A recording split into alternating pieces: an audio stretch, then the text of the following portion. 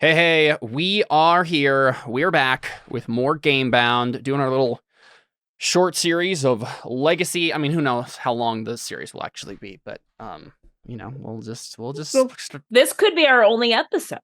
Given how the last one went, where we kind of abandoned it because we just hated our characters so much, who knows what will happen with this? I'm hoping that won't happen in this. We're in this not game. a band of criminals who are really bad at being criminals and do really awful things. I would hope it would last longer than the last one. You're also not stuck playing the same character, right? Like, this is a game where characters go in and out very easily. So, what do you say, Seth? We weren't in the last one either, but we just kept playing them. And we're like, wow, we hate these people. That's fair. Okay, cool. So yeah, I'm ready to not play my character. Well, I mean, you can get him killed as quickly as you want to, Jordan. You know. Well, that's kind of the hope. Yeah. Your mic is slightly quiet, Jordan. I think you might. I appreciate it if you turned it down because usually it's loud. But yeah, I think you may have overdone it. You heard it, Jordan. Blast his eardrums out. No, How's I don't. That's a little bit better. Is that about the right volume, or do you need a little tiny bit more? Someone else talk. Yeah, that should be fine. What does the fox say? No, no, we're not starting this now. Okay, so we're here with Legacy: Life Among the Ruins, a game about rebuilding from the ashes of Apocalypse. I'm very excited to check out or to play this game with you guys. Just double checking audio properties. I think we're fine. Okay. Yeah, I did that on purpose. Okay. Just tweaking things here. Okay. So, what are your guys' final names for these families here? I am the Talpaviroj. That first one in chat? Or the second one? Second one. With a J at the end? Yes, makes it. The Talpaviroj. Okay, I see. Is it the Talpaviroj? Yes. Okay. All right. Mine and then, are what the was yours again? Poo-poos. I don't think that's the case. What were yours again? The Starset Seekers? Yeah, that was a better name than my other suggestion. Well, that was the one you made up, so... Yeah. Okay, so I've done a couple of things. Not drugs. No, this I isn't not. Terra Nullius. No, this isn't Blades in the Dark. Not yet, it isn't. Okay, so if you guys want to pay attention to the Roll20 screen, can you see this map? Oh, right, we had a map. Yeah, so I went ahead and adapted our little squigglies into an actual map here with symbols and things. Do you remember what all these are? So if you scroll over, can you scroll over one of them for me? Just like put your cursor over one of them. Does a tooltip show up? Oh, yeah. It does for some Perfect. of them. Oh, wait, what are the squares? Are those just... Yeah, so the squares are just, so I also made faction symbols for everybody. Okay, because I was going over those and it didn't do it. You did or Carly did? I did. So I just, I didn't draw these, but I found free like icons that I could use and then put them on like colored backgrounds. All right, I'm changing my faction name to the Brain Punchers. We can change these symbols if we want, obviously, but I don't know. I kind of like the Brain Punchers. Right. The idea of, I was thinking about like your first character here and how he's like you're governed by demagogues and stuff, and I was like, I think it's like it's not so much just a bunch of nerds. It's like a bunch of pushy nerds, right? So I felt like a fist in a brain made sense when I saw that symbol. I thought it fit. So let's real quick, let's introduce these factions again for the audience. So Seth, you are playing the Talpaviroj. And your symbol, I put a little drill bit there for you. We are mole people. Well, Yep. in the sense that we fight the moles by becoming like the moles. yes. By having drill cars. Exactly. With technology, you have become like the moles. But yeah, so you're basically monster hunters. Anything else you'd like to share about the Talpaviroj? I'm a mole person. If you've seen Tremors. I am essentially the tribe of Burt Gummer. Okay, all right. And if you have never seen Tremors, you don't have any idea what that means. Yeah, I was gonna say from the beginning of this game, Seth has just been basing all of his lore off of Tremors, and I have not seen it. So It's really fun. Okay. They're not like the Tremors greatest every movies winter. ever, but they are very fun. And Caleb's coughing. I'll have to Because add that's him to just my what he list. does now. It I is see just kinda what I do Tremors now. every winter. I You didn't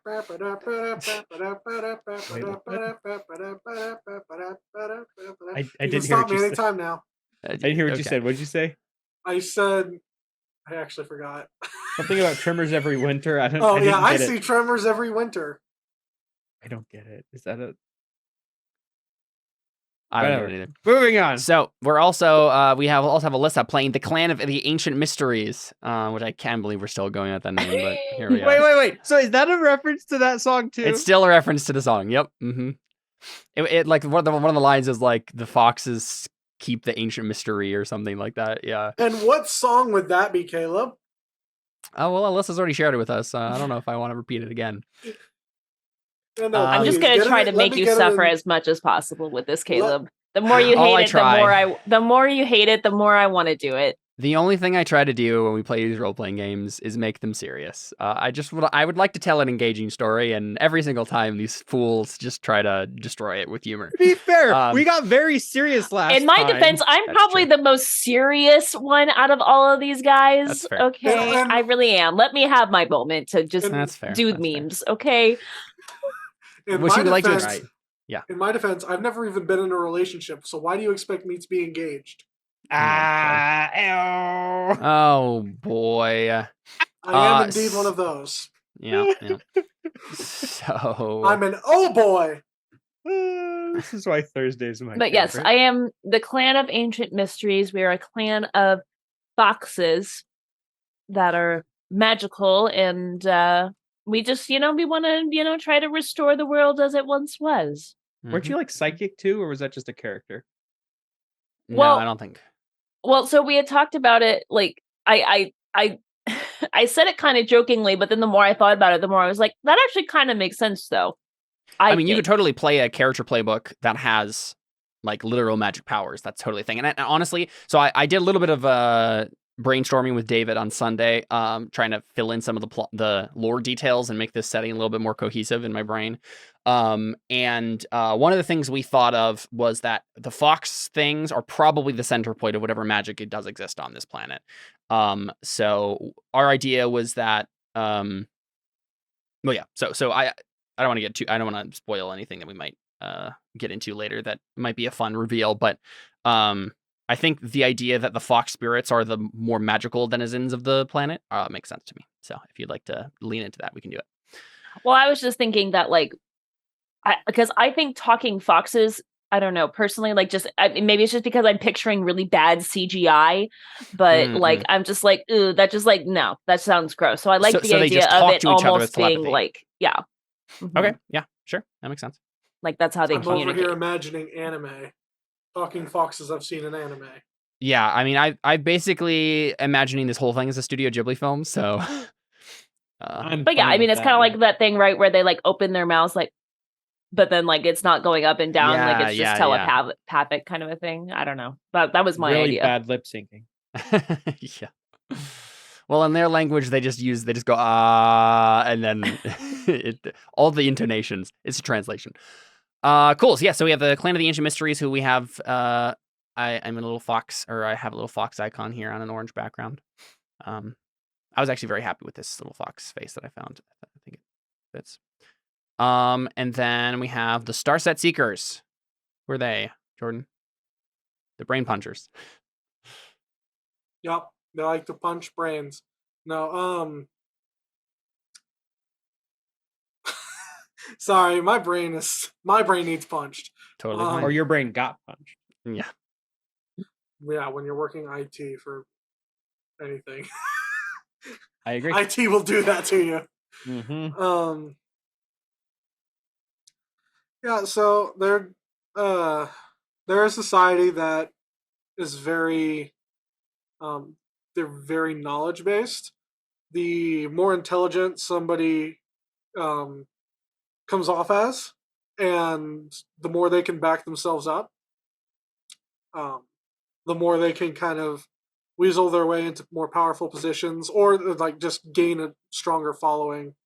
Partially because everybody kind of wants somebody and needs somebody to follow and wants them to be led into more knowledge, but also because people just want more knowledge.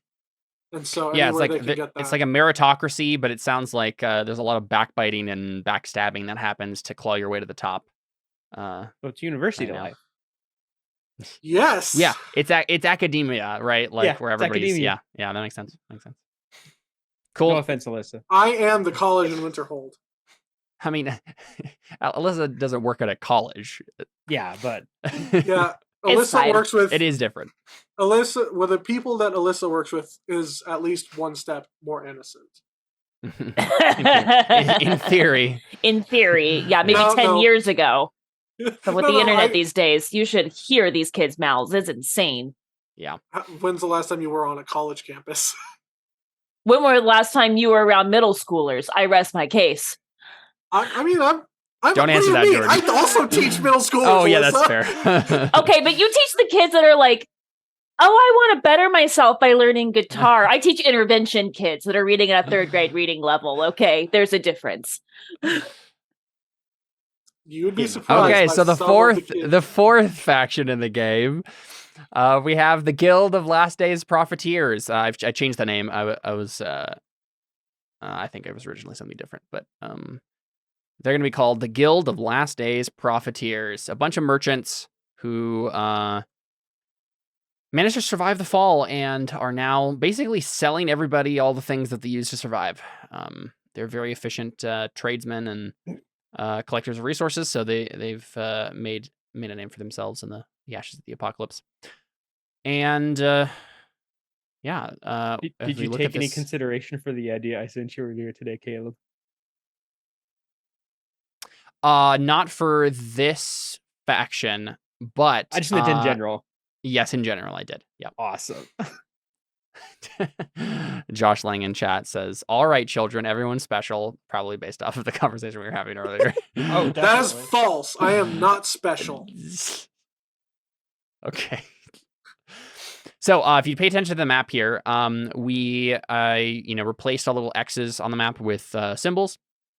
And if you scroll over them, a little tooltip will come up and tell you what we chose for that option. So I also placed the faction icons on the map, mainly to show the general regions in which you guys hang out. What's it called? Seth's faction is nomadic, so they can move around, and my faction is dispersed, so they're kind of everywhere. But in general, these are the kind of regions where they have their stuff. And then outside of that is the wasteland. So we have all these things to explore. Based on our conversation last time, though, I think the thing we were going to focus on, if you guys are still down with this, is Jordan's faction's stuff, specifically his character. He marked Mickey Claren, marked his traitor role to begin with. So his says, mark when you sacrifice the oppressed to raise your power across the homeland. Name the leaders who come to listen to your principles. The GM will tell us about those who have seen through your actions and vowed bloody vengeance upon you. So my idea for this, I think this might be a good place to start, because not only do we get to see Jordan's faction in action, them trying to sell their technology, and they can interact with my faction. They're the people who you're gonna try to sell these things to, but we can also, I think I had an idea for Seth's faction to be involved here, and so this is my pitch, and you guys tell me if you're down with this. So I think the idea is that Mickey Claren, we said he stole a bunch of research from people who are smarter than he. They're out for revenge, so they're probably around. Maybe they're going to try to interrupt what's going to happen here. But then Mickey is going to try to sell this research and pitch this idea or whatever to a bunch of investors from my faction. And the thing that you're trying to sell, whatever the machine is, I think it's some sort of diesel machine that's going to make a lot of noise. And that's why Seth's faction is involved, because the Talpaviroj are basically like, we need to be around, because if this thing gets tested, Like maybe you want to stop them from testing it at all, up to you, Mhm. Seth. But either way, that there might be the what do we call them? The Mouldwarps. The Yeah. Mouldwarps is what we The, went the with. Mouldwarps will be on their way. Right. So, are we down with that being the general sense of the first kind of scene here? Because I feel like that gives most of the factions something interesting happening. We can always make up a reason why the Fox spirits might show up, but otherwise, Alyssa, you can make a quick character too. So I'm fine either way. It doesn't matter. well, let's start with this then. So let's start with the family moves. I think, Jordan, what you're doing here to start off everything, this is usually how it goes, right? The families make a move, and then we zoom in and see the consequences of it, right? And then we start playing things out in character. So I think the move you're making, if you look at the handout section, there's family moves, character moves, story moves. All those are there for reference. I think we're doing the family move, conduct diplomacy, right? So your family is trying to get in touch with my family, and you want to a meeting with one of their VIPs. That's the thing from the list you want, right? You want to get your investors in line. And based on your trader role, it's not like they if you fail this, they won't show up. I think they still will.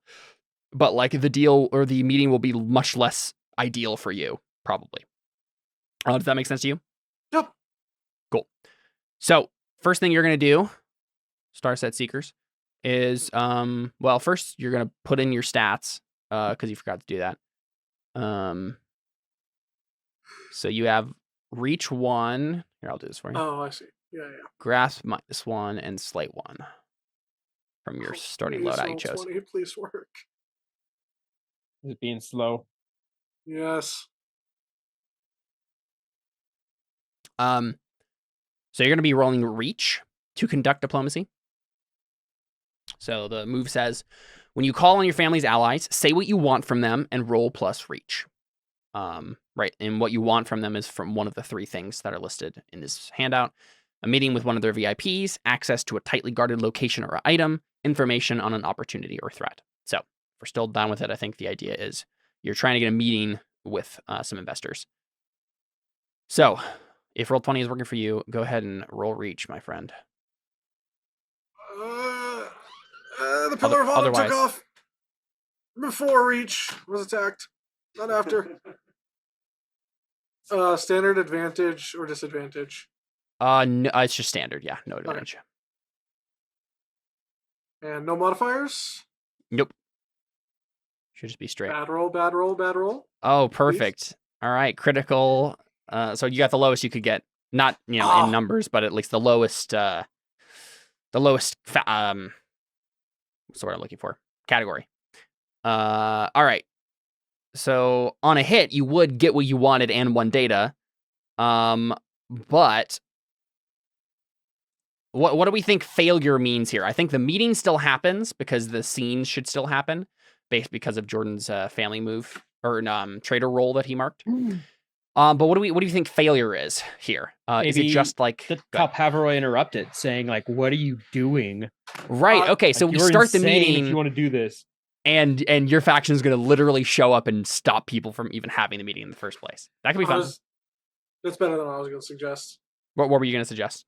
I was going to say something like they came, like the actual investors or whatever, came in to basically like not spy on him, but to just like kind of feel him out and be like, okay, we don't like this guy, and we're going to make sure that he doesn't get what he wants. But I like that. I think they're going to do that no matter what. Like even if you succeeded on the roll, they were going to show up and cause trouble. But I'm gonna. Oh, what are they called? What are like the not Geiger counters? What are the things called that?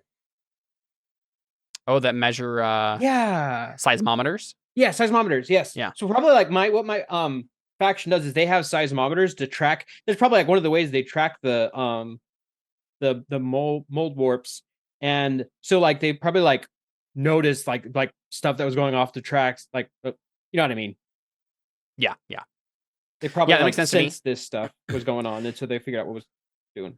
I like the idea that, so as a reminder, Seth, your faction has the move Kaiju Threat Alert. Mhm. I think this might be a good time to pull it out.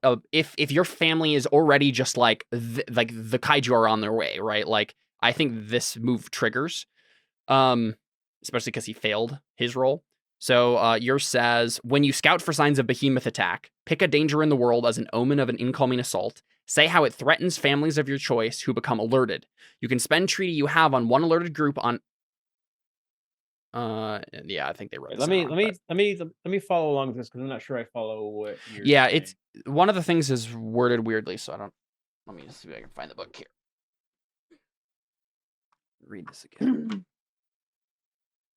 So basically, this isn't something you have to roll for. It's just like when you scout for signs of behemoth attack. I think it could involve a roll, but I think in this instance, the fact that Jordan failed a roll is probably good enough reason for your faction to be like, we're scouting for signs of a behemoth attack, and this should trigger. Let me see if I can find. Maybe like he's like testing this device and he's drawing them. That's what I'm thinking, right? He's testing it in advance, right? Jordan, here's a question for you. What is this device? What does it do? It makes a lot of noise, but we don't know anything else about it. What is the thing that you like? What are the schematics or whatever that you stole, or like did you steal the machine itself from the scientists? I think it's like a new prototype mech suit. Because we like because there's a bunch of those already, right? I think he actually stole this prototype mech suit, and he doesn't actually know how the prototype works. He just knows how he knows the end goal of what it's supposed to do and how it's supposed to be so much better. Sure. But it's a prototype. Yeah, it's loud. Yeah. Oh, I see. Oh, I see how this move works now. Okay, so it says, they become alerted. Say how it threatens families of your choice who become alerted. You can spend treaty you have on one alerted group on any other. So the idea is, if you alert the families, your treaty becomes available to be spent on anyone to do the various things. I'm not sure I follow. Yeah. So as a reminder, treaty. It's like a resource. Is a resource that you have based on the questions that we asked about the families at the beginning of the game. Yeah. And you can spend treaty to call in a debt. When you call in an obligation another family has to you, you spend one treaty and you choose one. Gain +2 on a move that targets them, take a surplus from them, or get them to back you up, fall into indecision, or protect something important. Player families can resist by spending one treaty on you or holding together if they have none. I'm not sure if that makes sense in the situation, given he failed on the roll, though. Why would I spend treaty on something he already failed on? No, so the idea is, let's see here. So I think the idea, the order of operations here is Jordan fails the roll. You guys are alerted to the signs of a behemoth attack, which is Jordan testing the machine, the mech, right? And then you would pick a danger in the world as an omen of this incoming assault. You say how it threatens families of your choice who become alerted. And then you can now, it opens you up to be able to do a move on them and spend treaty to get like a +2, or you can spend treaty to like make them. So for example, you could say, I'm alerting Jordan's faction to this, and I want to spend treaty on them to make them have to help me fight off the behemoths, right? That's one of the options that you have in spending a treaty. It's like have them help you protect something. So that's the thing you could do. And then there's all sorts of things that happen based on how the behemoth is stopped. You can get more treaty on people. I mean, that makes sense. Kind of. I'm okay. I guess I'm not sure where exactly. Like, are we in a scene or like? No, we just, right now we are family level zoomed out. Okay. Yep. So Jordan has been testing this thing. I detect it. See, it draws the mole people. I tell. Okay. So the first thing you do is pick a danger in the world as an omen of an incoming assault. So this is basically the whole family being like, something's wrong here. What there's a threat coming. So I mean, probably it's just the seismometers. Like I detect that they're setting something off, and all of a sudden the seismometers start drawing them in. And so your move says pick a danger in the world as an omen of an incoming assault. Is there something already on the map that we could have be that? Let's see. Maybe it's the valley. Let's see.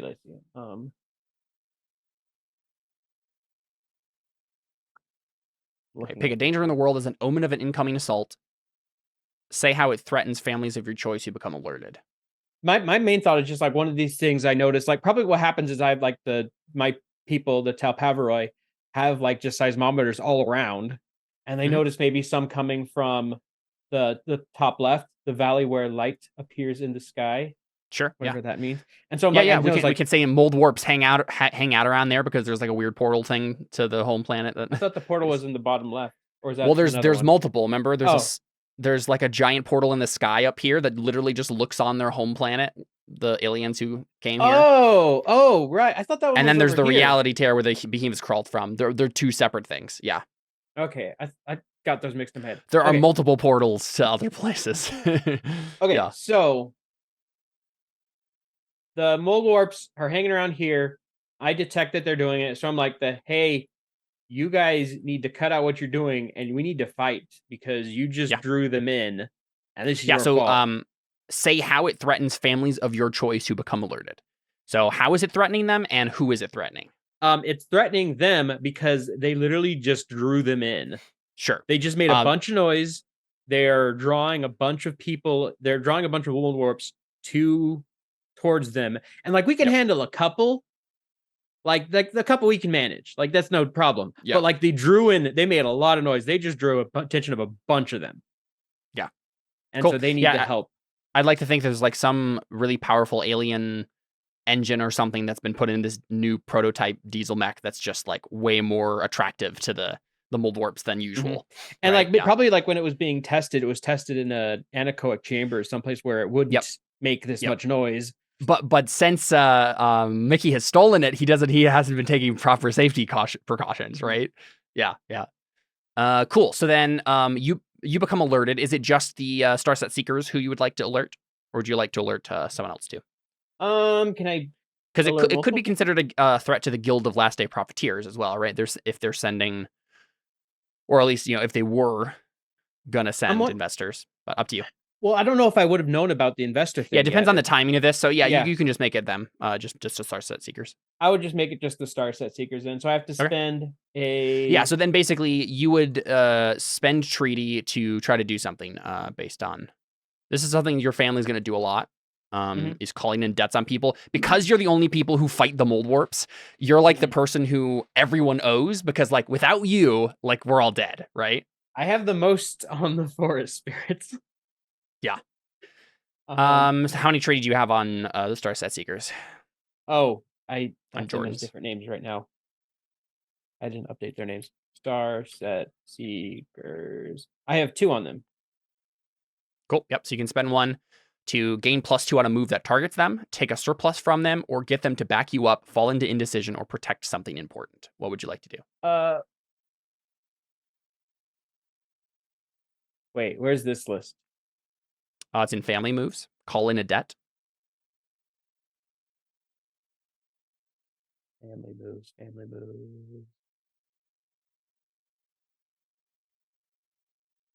Wait, where? I'm lost. Sorry. The family moves handout at the bottom of the character. There's a different handout. Yeah. There's a bunch of handouts for all the important rules. Sorry, I missed that part. Sorry, I should have been more specific. Yeah, I'll do get them to back you up, fall into indecision, or protect something important. So I assume get you to back you up, get them to back you up. Yeah, that makes the most sense in this context. Yeah. Taking a surplus doesn't make sense, and yeah. So technically, Jordan, you have the possibility or the option to resist by spending 1 treaty on Seth. Do you have any treaty on Seth's faction? He has 2 on me. Okay. So this is one of the things that we ran into when we first were playing Legacy that seems sort of weird. So one of the weird things that can happen is I don't know how it makes sense, like what the designer's intent was for this interaction here, because in theory, if you have there's a bunch of tree that gets thrown around in this game, right? You like Jordan, I think Seth has like 5 on the Forest Spirits or something, right? 4. So how do we want to... help me game design this for a moment to see what do you think makes the most sense? Is it just that you Seth spends one treaty, tries to do the thing, and then Jordan can spend one. And if he does so, then the whole thing just gets canceled out and nothing happens. Can you spend multiple treaty and it's just like who has more treaty on the other and how many you're willing to spend back and forth until someone can't spend treaty anymore? What do we think? I think it makes more sense just to do one at a time. Right. But then basically it seems weird to me that like Jordan can just be like, no, because he has 2 treaty on you. And it's like, why not just do it? Because unless you have one, then there's almost no reason to spend the treaty if you know the person's just going to immediately spend it back. Mm-hmm. That's what I'm sort of. Well, maybe he just wants confused to by. That's true. I mean, that's fair. So I will say I'm not going to spend a treaty. Okay. So I think the 1-in-1 mechanic works when you consider like I have the opportunity to not spend it, which means I have the opportunity to use it later for other things. Okay. Yeah, that's fine. I just know it came up as a thing before. So I just want to make sure you guys were okay with a particular ruling. Sounds good. So does Alyssa think? I don't know. I kind of like the ruling that like if you're willing to spend more than one treaty to try to like make it happen, like I don't know. To me, that's more interesting. Personally, right? Because and the reason that I think that makes sense is because you get so much treaty in this game that I think it makes sense to be like you have to, if you want to get something done and someone has a bunch of treaty on you, you just have to have one more than them, and then you can all spend as much as you want to make the thing happen. Because then there's like politics that happen where you're like, I'm going to make them spend all their treaty so that they only have one left over or whatever. There's going to be stuff that happens there, and there's not much else you spend treaty on. This is the only thing. So, it doesn't matter for this roll, obviously, because you're just not going to spend treaty. But yeah, let's pick it up when we do it next, and we'll see how we're feeling about it. Yeah. Okay, so Jordan, your family is being called to back them up. We can zoom in whenever, but I think it makes more sense before we zoom in to just talk briefly about what this means at the family level, right? This is the Talpaviroj contacting the Starset Seekers and calling in debt and being like, hey, the Mouldwarps are on their way. We're calling you to help us. This is going to happen right now. How did your family respond, Jordan? I guess is the question. This is the family as a whole. Like, obviously, I mean, Mickey, Mickey has influence in the family, but he's not the entire family. So, well, yeah. I mean, I think it's a citywide suit up. Sure. Yeah, sounds good. So what does this look like before we zoom in? What does it look like when Mickey, how does Mickey feel about this when it happens, right? I think Mickey is overly confident and thinks like he can kind of handle things himself with this brand new prototype suit. Oh, so is this like, oh, that's fine. We attracted the Mouldwarps. That's right. I can prove to my investors that this thing works. Yeah, exactly. That's exactly what it is. Perfect. And my guys are probably okay with it. Like, hey, if he gets himself killed with the thing that's not causing problems, so much the better. Yeah, that makes sense to me. That works for me too. Okay, well, let's zoom in then, shall we? When you focus on critical scenes, Kanan, yeah. When you focus on critical scenes where a handful of people might change the course of history over hours or days, say where you are on the map. That's the first thing we do. Where are we on the map when this is happening? Obviously, the Starset Seekers are over in this section of the map. They're settled over here. Probably close to that portal. Yeah, so maybe somewhere in between. Yeah. Like on the border of the wasteland here. Mm-hmm. Okay. And that makes sense because you don't want them to tear up a bunch of the terrain that's still viable, right? Okay. I have a clarifying question, Caleb. Yep. Are we looking at Sangia right now? Sangia? Yeah, it's like Pangea, but the world is sand. I don't know if this is actually a thing we should briefly talk about. The one thing I know that is happening with the Mouldwarps is that they are digging. They're eating a bunch of stuff, right? They're kind of just shoveling. They're not even just digging tunnels. They're dragging trees into the ground by the roots and devouring them. and then lining an underground cave system. This is something like what Seth's faction knows. Lining an underground cave system with like a weird material that they kind of like poop out or something. Could we get a picture of what the Mouldwarps look like in like the place where all our character sheets and everything too, just so as a reminder for ourselves? Yes. Let me grab one. You found that one I picture. dropped. Yeah, I like that one a lot. Me too. I'll find it briefly here. So I guess the wasteland does indeed look like a wasteland in some capacity. I don't know if it's sand necessarily. What do you guys think? I know the underground, right, is like covered with this weird metallic material. But what happens above ground after the mole things like eat the terrain? I'm not entirely sure what it looks like afterwards. I guess I was imagining just like petrified tree stumps and like general like deforested sort of look. Yeah, that works. Anyone else have an idea?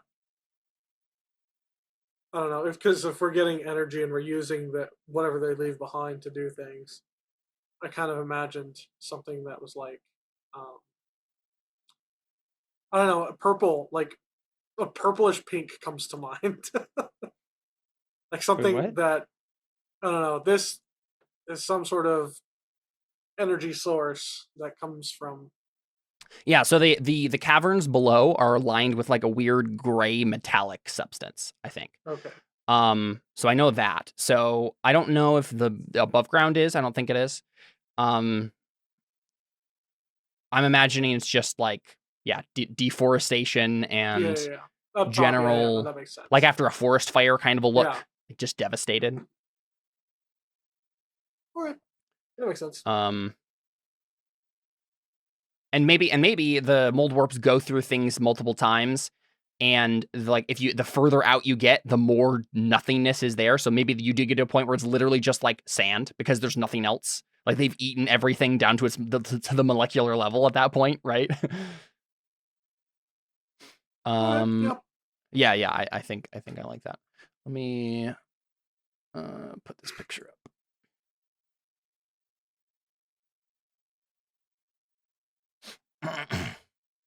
Maybe I'll just make a character sheet for this. But here's the Mouldwarps. Yeah.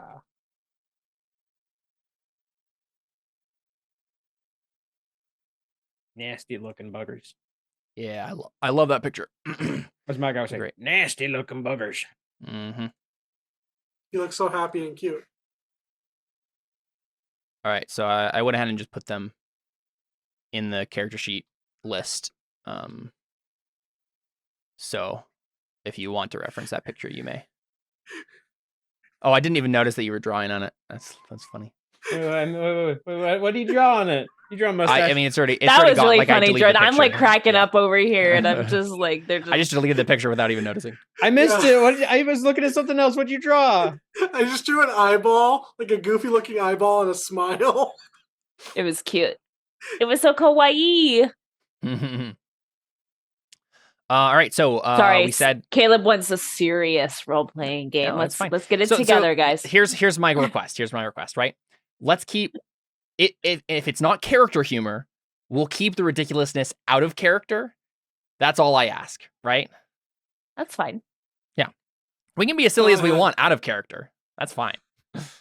I'd like to point out what my character is. No, that's fine. That's character humor, right? Okay. That's the character being funny. But if the character started making like real world references and whatever, like if Alyssa's Fox people just constantly talked in references to the Fox song, I would put my foot down, right? So she's over here like she's got a notepad and she's writing out she just rips it up. She's like, well, there goes my Thursday. Yep. All right, so there goes all the lines I had prepared for my character. So where we are on the map is on the border of the wasteland, up in the top left. The main characters present say what they're there to do, right? So the first thing we figure out is whose main characters are there. So Alyssa, we could always have your main character be there for another reason. I mean, you certainly do scouting missions outside the homeland, so totally possible you just show up. Or if you wanted to, you can make a quick character from one of the other factions, right? What do you guys So you, think would be more interesting for this scene? Would your people have shown up, I guess, is my thought. Because I don't know if we would have necessarily gotten... Yeah, because it didn't sound like Seth's family contacted you about it in the move, and you could have, Seth, if you wanted to. But... I mean, I would imagine I imagine it was the kind of thing where I was moving quickly. Yeah, to get his taken care of. So I don't know if I necessarily would have sent out. Yeah, I think if Cinnamon is here, she's here like without knowing what's going on. Right. So for a different reason. Yeah, I'm basically probably on like some kind of scouting mission, but so I don't know. That seemed to not that it's far fetched, but it's just I think there's also just a quick character you could do if you want to do something. I think I could just take a quick character. That's fine. Yeah, Farfetch'd is a bird type Pokemon, not a fox. So if you look at quick character number 1 there, Alyssa, you should have access to it. Yes. Okay. So basically all of the stuff that's on there should be relatively easy to figure out, right? You make a name, you choose a look from the looks that are there. You decide whether or not you're a sibling, child, cousin, aunt, rival, protege, or peer of the family's main character. You decide what family you're from, right? So you could be from the idea I think would be either from the Starset Seekers or the Talpaviroj. So the question is, do you want to be someone smart or do you want to be a hick? Yeah, do you want to be a monster hunter or do you want to be a guy in a mech, right? Can I be the guy in the prototype? I think Mickey wants to be the guy in the prototype. Oh, I just thought he was just like demonstrating like a politician. Like I think he wants to be in it because he wants to prove himself to be better than everybody else. Fine. Okay. Besides, this is the way that he gets killed, hopefully. I'll be a hick. That's fine. Sounds good. I've had an idea. So obviously, like I'm driving these giant drill cars. I imagine like part of the way we've kept them from coming to us with our giant drill cars is we have these like transducers that stick in the ground that let out a high-pitched whine that the moles don't like. And that's how we keep them away. And essentially what happened is Jordan's character's motor sent out a very low frequency, just that drew them in. Yeah, I think the idea is whatever technology you have, you're only able to do it on your stuff. You can't just like pass out these things for everybody. Yeah. You can make a roll to do so in the future, but the idea with the Order of the Titan, the faction you chose, is that they are the ones most capable of dealing with the thing. So it makes sense that your vehicles would be protected. But yeah, not everybody's. So you gotta take care of it just right, or else it's not gonna stay. Exactly. Not anybody can handle one of these puppies. While Alyssa starts filling this out, what are your main? Are there any other details about what your main characters are there to do that we need to figure out? Seems pretty straightforward to me. You're there to kill the moles, right? Stop the moles from threatening the homeland. Yeah. And we know Mickey is there to test the prototype, right? So then, the GM describes details of the environment or asks the players questions about it. So I think we're right at the edge of any sort of scene of deforestation, right? You have the beautiful forest, and then the ant walks out and says, "Many of these trees were my friends," and we get real sad. But yeah, you guys are at the borderline. Know better. Exactly. The mole people should know better. The Mouldwarps. So, you guys are there at the edge. Is it literally just like we see like a line of diesel mechs, in drill cars, like waiting for the Mouldwarps, and we just see like the ground shaking on the horizon, and like the tunnel, the ground starting to shift above where the Mouldwarps are digging as it gets closer? Is that what we're seeing? Is there a scene like this in Nausicaa where there's just a stampede? Yeah, the stampede of Ohm. Yeah. Definitely same vibes there for sure. Is that what we're doing? Like, has everybody like basically gotten to the border and is waiting further? Mm-hmm. Just waiting for them to show their faces. Mm-hmm. Makes sense. So then, other players may create or pick up quick characters to fill out the party. So Alyssa, you're the rebel, and you decided to play Monster Hunter. Is that what you decided? Yes. Okay. So you're a rebel to So if you're a rebel to the Talpaviroj, I think that means you're like a very sophisticated person. What do you mean? Well, the Talpaviroj are Hicks, right? So what does it mean to be a rebel of their faction? I guess that's true. Hold on. Maybe you don't. Well, I would say a rebel would be someone who doesn't want to be fighting them. It could be, yeah. Okay. Yeah, you're an environmentalist. And you're like, no. Or, it's like I guess not. It's like Hiccup from Want to Train Your Dragon. Right. It's like no. We don't need to fight them. We can make them our pets. That could be a thing. It's okay. I'll pick the leader step. Okay. I like this. Yeah. So this is going to be the person who's in charge of you, Seth. Right? I thought, what was mine then? Because you're an outsider right now. You're a new recruit. Kanan is. Obviously, your family's more experienced with this and stuff, but like your particular character just got recruited as them, as one of the Talpaviroj. Wait, where's that listed again? It's on your. I'm in the wrong one. Yeah, Kanan's sheet. Yeah. Okay. I have the hunter. No. It's outside. the roll Yeah, move. there we go. There we go. Miley. Oh, right. I'm remembering this character. Yeah, I had a student named whose last name was Hick, and that's her first name, so that's what I went with. Love it. Shout out to you, Miley. All right, What's your cool. character's name? Miley. Oh, I just see quick character. It doesn't actually give a name. Oh, I haven't changed it on that. Here, I can do that real quick. Yeah. You have to change it in both. So in addition to the roll move there, you also get to choose between the inheritance moves that the Talpaviroj have access to. And you may also add +1 to force or lore. When you choose your stats there.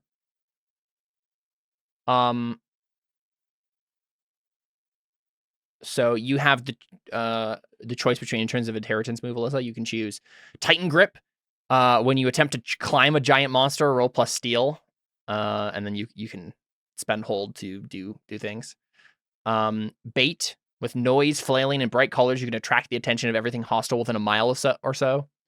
Grapple, you have a sturdy grappling gun. It can hit targets 100 meters away and bear your weight and that of another. Hold on, where are you seeing these? Sorry, this is on Seth's family sheet. It's just that because you chose his family as a quick character, you also get to choose one of these. Okay, got it. Here, let me open his up. Yeah, you should be able to look at them. They're at the bottom of the sheet. Okay. Oh, that goes under inheritance. Yeah, inheritance is the section. Oh, I see it. Okay. Do I get one? Wait, it's only for quick characters? You can choose these as options when you level up your character and like get more moves. Okay. But typically these are like the things that quick characters get access to. Answer. Just to quickly give them flavor for your faction. So there's also Monster Empath. For each minute you spend observing a monster, you can ask the GM one of the following questions. Suppressing fire while you attack with the goal of scaring foes and keeping their heads down. Give your allies advantage when they flank. I mean, I like the idea of wrestling a giant mole worm. So on a Titan Grip? Yeah. Yeah, we can go a full Shadow of the Colossus here. That'll be great. There you go. I just pasted it in your. I was just about to do that. Okay. Yep. I don't know how you do that in a drill card, but I'm interested in defining. Do I need to put in any gear or? Gurren Logon found a way. That is the next step here. You should fill in your stats too. And then you get +1 to force and lore. So it says right there, split +1, 0, 0, and -1 between your stats, and add your family bonus to 1. What should I do? So the only thing your character has extra beyond the regular moves in terms of like stats that they should worry about is you have steel as an important one. So I'd say make sure steel is that +1. Okay. But then, yeah. Force, as a reminder, is attacking people. Lore is knowing things. Steel is surviving the wasteland and other things like this move you got. And then sway is convincing people of stuff. So. Got it.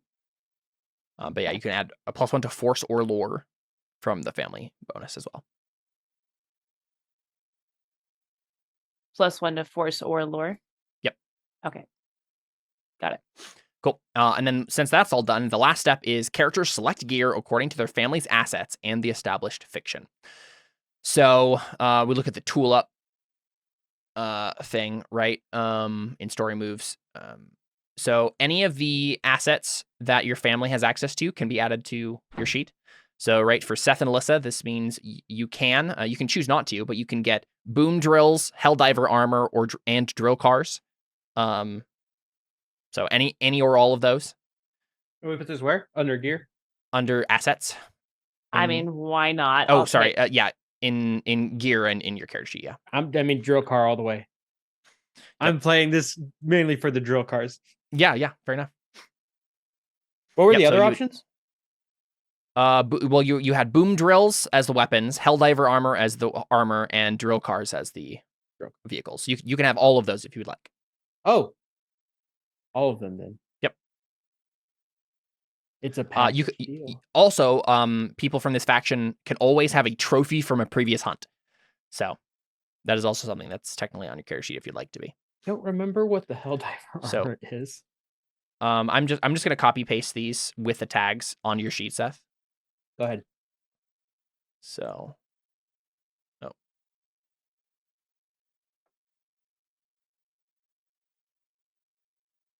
So there you go. And if we have any questions, if you want everyone to know what a tag means, there is a gear handout in the handout section. That has all the tags listed. So you can get those too if you like, Alyssa. Do you want all three of those? I already put them in. Very nice. And you can also have a trophy from a previous hunt if you'd like.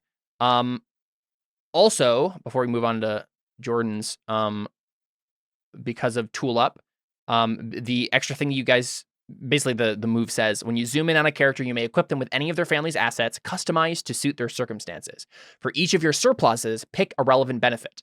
Add a tag, get as many copies of a weapon, outfit, or vehicle as needed to outfit the whole party, add 1 to a quality of a set of followers, or get scouts reports worth 1 data. So each of your factions have 2 surpluses. So for you, Talpaviroj people, right? You guys have weaponry and transport. So any of those options in the Tool Up move in story moves, that you can make sense with weaponry and transport, you can add. So for example, because you have the weaponry surplus, Seth, you can add a tag to your drill guns, right? Because hey, this is your particular gun, Kanan. You mean wait? You mean the boom drills or the? Yeah, the boom drills. Sorry. Okay, I said drill gun.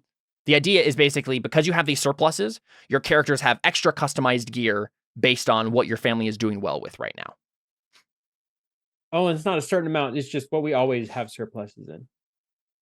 Yeah, basically every time we tool up, these might change, right? So for example, I can add but there's other options to my right. You can add a tag, or you can get multiple copies of something. So if any of you have followers, you could like add things to them. You could add 1 to the quality of a set of followers for this mission, or you can get scouts reports worth 1 data. As a reminder, data can be spent to give a character advantage on something. So if like, for example, Seth, if you didn't have an idea for transport or whatever, or weaponry or whatever, you could just be like, I'm going to get some scouts reports because they were driving around here before. I have some data to use so I can get advantage. Well, I only have surpluses in weaponry and transport. Yeah, so you can get, in the options in Tool Up, you can get 1 of those choices per surplus you have, right? So you can, 1 of those options can be chosen for weaponry, and 1 of those options can be chosen for transport. It just has to be in the fiction making sense for which surplus it's tied to. I'm confused. Yeah, so for example, that's right. This is kind of confusing. For example, as I said mentioning before, scouts, and I don't have scouts as surpluses. So I'm confused. Yes, but like for example, transport, because you can transport yourselves around easily, that could also make sense for get scouts reports worth 1 data. The idea is just that you're getting 1 data. Okay. It's just we just have to have it make sense with the surplus it's tied to. So it wouldn't make sense to do that with weaponry, for example, because that's just weaponry. But transport makes you can move faster, so that makes sense for scout reports. That's the idea. I would say it would make sense that we sent out some scouts and weaponry. Could we just weaponry? We have extra boom drills. Yeah, you could add. Yeah, you could either like have everyone in the party has boom drills. But I mean, I don't know who extras here. You don't have neither of you have followers. It's just Jordan's people, really, right? I brought boom drills to share for everyone. Yeah, you can do that. Yeah, that makes sense. I mean, obviously, Giant Alyssa came from my clan. Maybe there's other people from my clan too, or would that make sense? So you have to have followers for that to be the case, or make some sort of role. You can't just have normal people with you normally. Okay. Yeah. So I brought weaponry for people. That makes sense. Yeah. And then I brought transports. And transport, I brought some. There were people scouting. Is that how it works then? I think the idea is because you have the surplus transport, there were people in this region in advance who can give you data on maybe the first thing we see as we zoom in is like their drill cars driving up out of the ground and giving you a report, or Alyssa's character probably a report of like, oh, okay, they're this many clicks away and here's what they're doing, sort of a thing. And then you're like, they're not fighters though, so they can't help us with the thing. They're mainly meant for I think scouts. That's the idea. Yeah. Yep. So if that makes sense, then we can. So Jordan, I don't know if you've been put stuff on your sheet, but you can also get any of the Starset Seekers things that you chose, right? So Mickey can have a diesel mech, a bulky hazmat suit, and scholars with him if you'd like. He doesn't have to choose any of those options, but he can. Okay.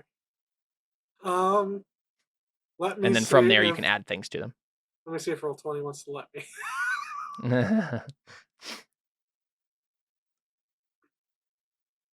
So I'm. Please, just scroll. So you have engineering and progress for your surpluses. So I think it makes sense for at least one of those, if not both of them, to be added as tags to your diesel mech to signify this is the prototype, right? Like you can add more tags to the diesel mech for one reason or another. So like, for example, you could add a different type of, like you could make this mech go underground if you'd like, right? You could have it have a digging capability. You can have it be swift, have a canopy, have durable, have a med bay, transport more people, or have a turret. Canopy, turret. Canopy, turret.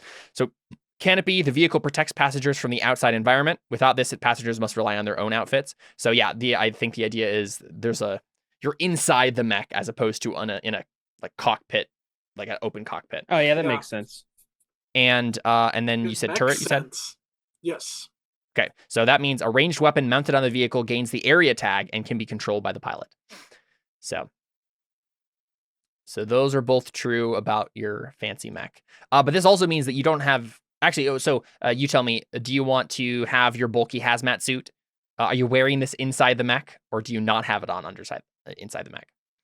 My thought was that the mechs... part of the operation is required to have the bulky hazmat suits. Say that again. My thought was with the mechs that part of what makes you able to control them is having these hazmat suits. Oh, right. Your suits like connect into the jack into the mechs. Okay, sure. Yeah, they're not just hazmat suits. They're also like the exoskeleton. Yeah. Or like. Of course, yeah.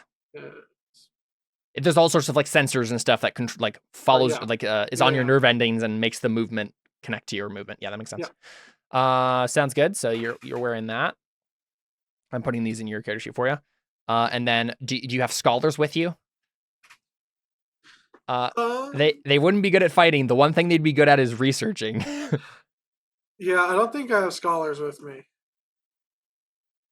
Okay, so that means the only 3 people who are actually fighting these things are you 3. Wait. It's what about the secret army? I was gonna say, yeah, technically, if I guess the question is, and let's look at your move. It says when you spend a few days. I don't think you had a few days. That's the problem. Oh, I assumed that that I would have already had this secret army. Yeah, I don't think you can do that. That's fine. Before the game begins, right? Yeah, no, that's fine. Oh, yeah, and it also says when you spend a few days training rebels in an area, you don't have any followers. That's not what was, right? You already had followers, but I think what happened here is like, Mickey's so confident, he's like, don't worry, guys. When I get back victorious with my awesome mech, like, the investors will be lining up, and I can do this on my own. Like, it'll be great. And all of his sycophants are excited about it. And they will erect Claren Tower, Perfect. Love it. just like Stark Tower. Indeed. Where? Yeah. Okay. So you're not taking those. Okay. Are we all set with gear? Yeah. Alyssa, did you I believe choose so. stuff for yours? Yeah, I just picked everything that was available. Right. But so did you get? Do you want to? You have access to the surpluses as well. Let me see. So you can add a tag. You can get. So yeah, actually, Seth, it doesn't make sense to give multiple. I don't think it makes sense to give multiple people the drill guns or the boom drills or whatever, because only Jordan would be getting them, who doesn't already have them, and he's in a giant mech. True. So if it might be more useful to just give yourself an extra tag, right? Make your boom drill better. Then I put that on weaponry then? Yeah, you would basically you don't have to put this on weaponry. You're writing this on your character sheet, basically. But Not do I put it next to boom drill's weaponry, I guess? That's my So question. the idea is that every time you're zooming in, these are just changing what's on your character sheet. You don't need to change anything on the family sheet. This is No, just I'm like, changing it on gear. On yes, cannons. perfect. Yeah. So I do like add weaponry at the weaponry tag to my boom No, drills? so what you would do is because you have weaponry, you would add a tag from the gear section here on there. So right now you have ranged and brutal. The other ones you could add are far, area, aberrant, hidden, silent, non-lethal, elegant, many, or unreliable. What's area do? Area affects a wide area when used, enabling you to take on groups that outnumber you. Area. That seems like it's Okay, going to be sounds very good. useful. Yep. So add that to the end there of your little Yep. tag list for boom drills, and And then transport Alyssa, is just the fact that we had scouts. Yep, exactly. But you can make different choices if you'd like, Alyssa, for those two surpluses. So weaponry and transport. So like, for example, you could give your drill car a extra tag because of transport, or you could give you could get a data for yourself. Technically, this is just going to the family. So this is actually something you should list, Seth. In the family sheet, there's a space for data. In tech, data, and resources, just go ahead and add a 1. What is data. this, Star Trek? I'll see myself out. Wait, where? Tech, data, and resources on your the family? Yep. Right where you're listing your Oh, surpluses. and stuff. right here. So data, I Yep. add 1. Yep, exactly. Okay. It took me a while to see what you were talking about. Yep. Yeah, there's a lot of moving pieces to this game, but once we do it a couple times, I tell. think it'll go faster. I want to add something to the drill cars, but I don't know like what tags. Yeah, so the gear handout has them, but I can read them off too. You could add a different type of environment it can go in, such as land, water, air, or space. You could make it swift, have a canopy. Oh. Currently your drill cars don't have canopy. They don't? No. which means that you're right. Well, we do have the Helldiver armor. Yeah, I was gonna say, I guess your Helldiver armor is the only thing between you and the earth that is flowing past the drill car. Could it be like the Helldiver armor, like is the canopy, which like means if we need to really get out of it real quick, we can?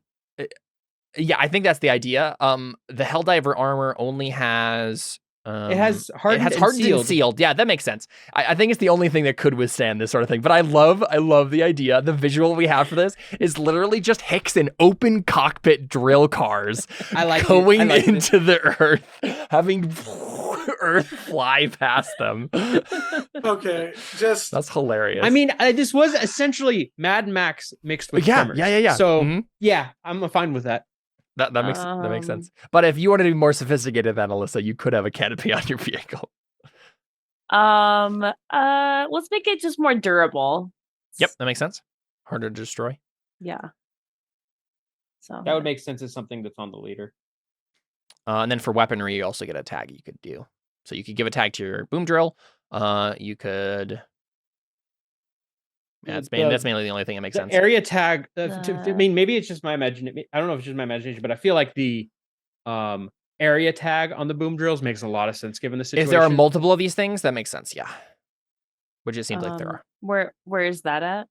It's still in gear. There's just a different list for weapons on the left. It's armory. Oh, I see. Yeah, having Having the ability to take on multiples of these buggers seems Why helpful. does it keep popping up story moves when I click? Yeah, there it goes. Okay. Okay.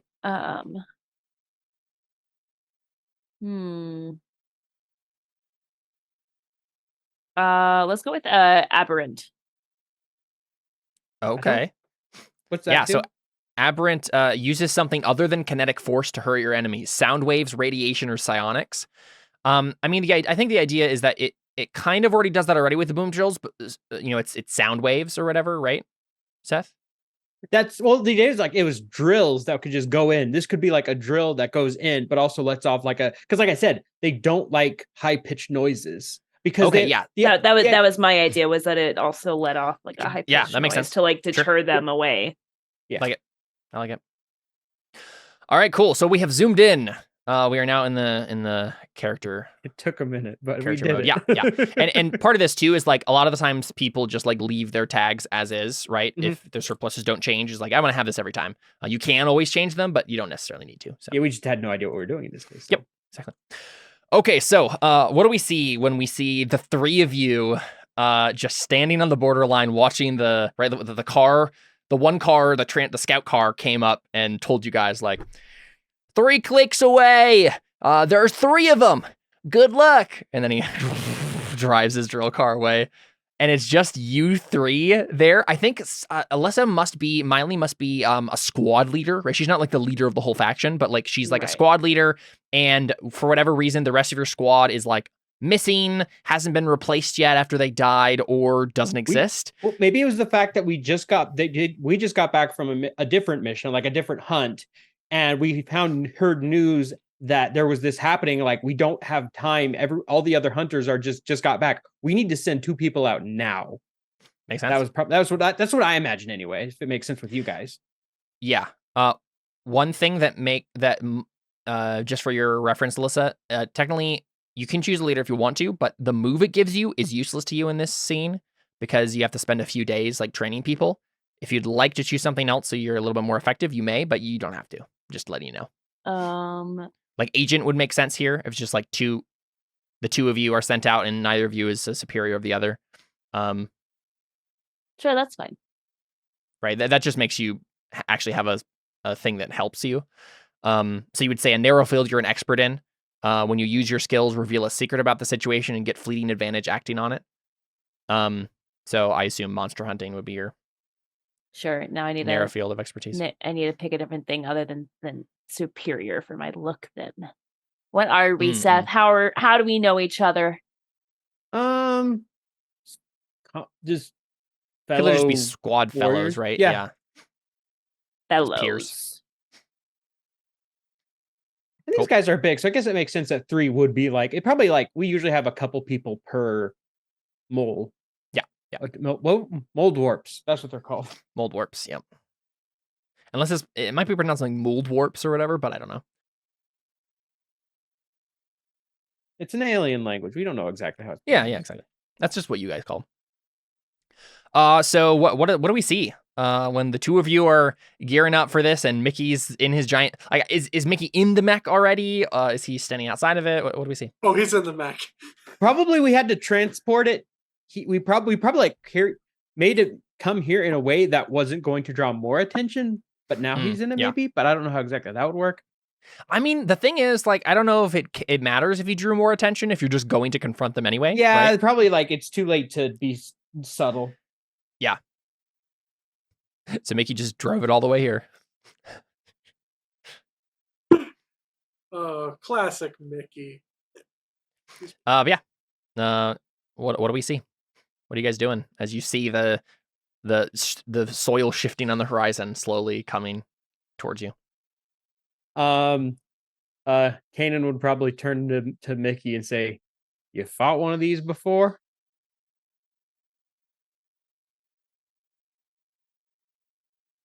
Oh, real quick, we should do the looks for everybody, just so we know what everybody actually looks like.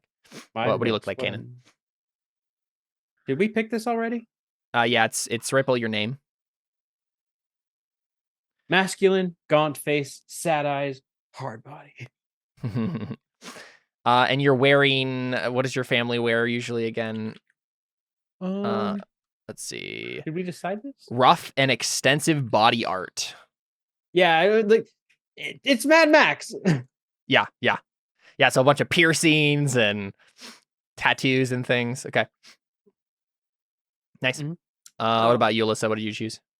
I chose feminine, scowling, rebellious, muscular, and then fellow. Right, for how you relate to Uh-huh. Seth's character. Yeah. Very fun. Jordan, what does Mickey look like? Whiskey. Whiskey. Looks like a bottle of whiskey. I mean, it's not entirely inaccurate. He looks masculine, surly face, fiery eyes, compact body. Okay, sounds You good. need to be in that suit. Yeah. So Mickey turns to him and says, "How hard could it be?" Jordan, please. Please don't do this. Caleb to me. made the boundary. Please don't do this. Look, it was either that voice or a very bad impression of the other voice. And then you can have a high-pitched voice, but don't actually sound like Mickey Mouse. And then Kanan goes, "Well, we are about to fail No, now." please, no. That's all I ask. Please. Honestly, that reveal and that reaction was worth it. All I needed was the one line. All I needed was the one line. That wasn't a very good impression on my part, but I couldn't stop laughing so hard. It was good enough. Oh my god. Wow, that was amazing. So that's a clip. Well, yeah, it is. I just wrote the timestamp down. What do you actually say, Mickey? I mean, that's what he says. I'm just trying to. I literally deleted it from my brain. I don't know what word you said.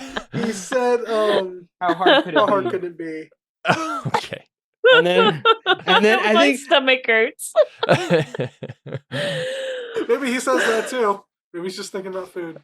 I think when he says how hard could it be, maybe Kanan and Miley just give each other a look, going like, "Ooh, this guy has no idea what he's about to get into."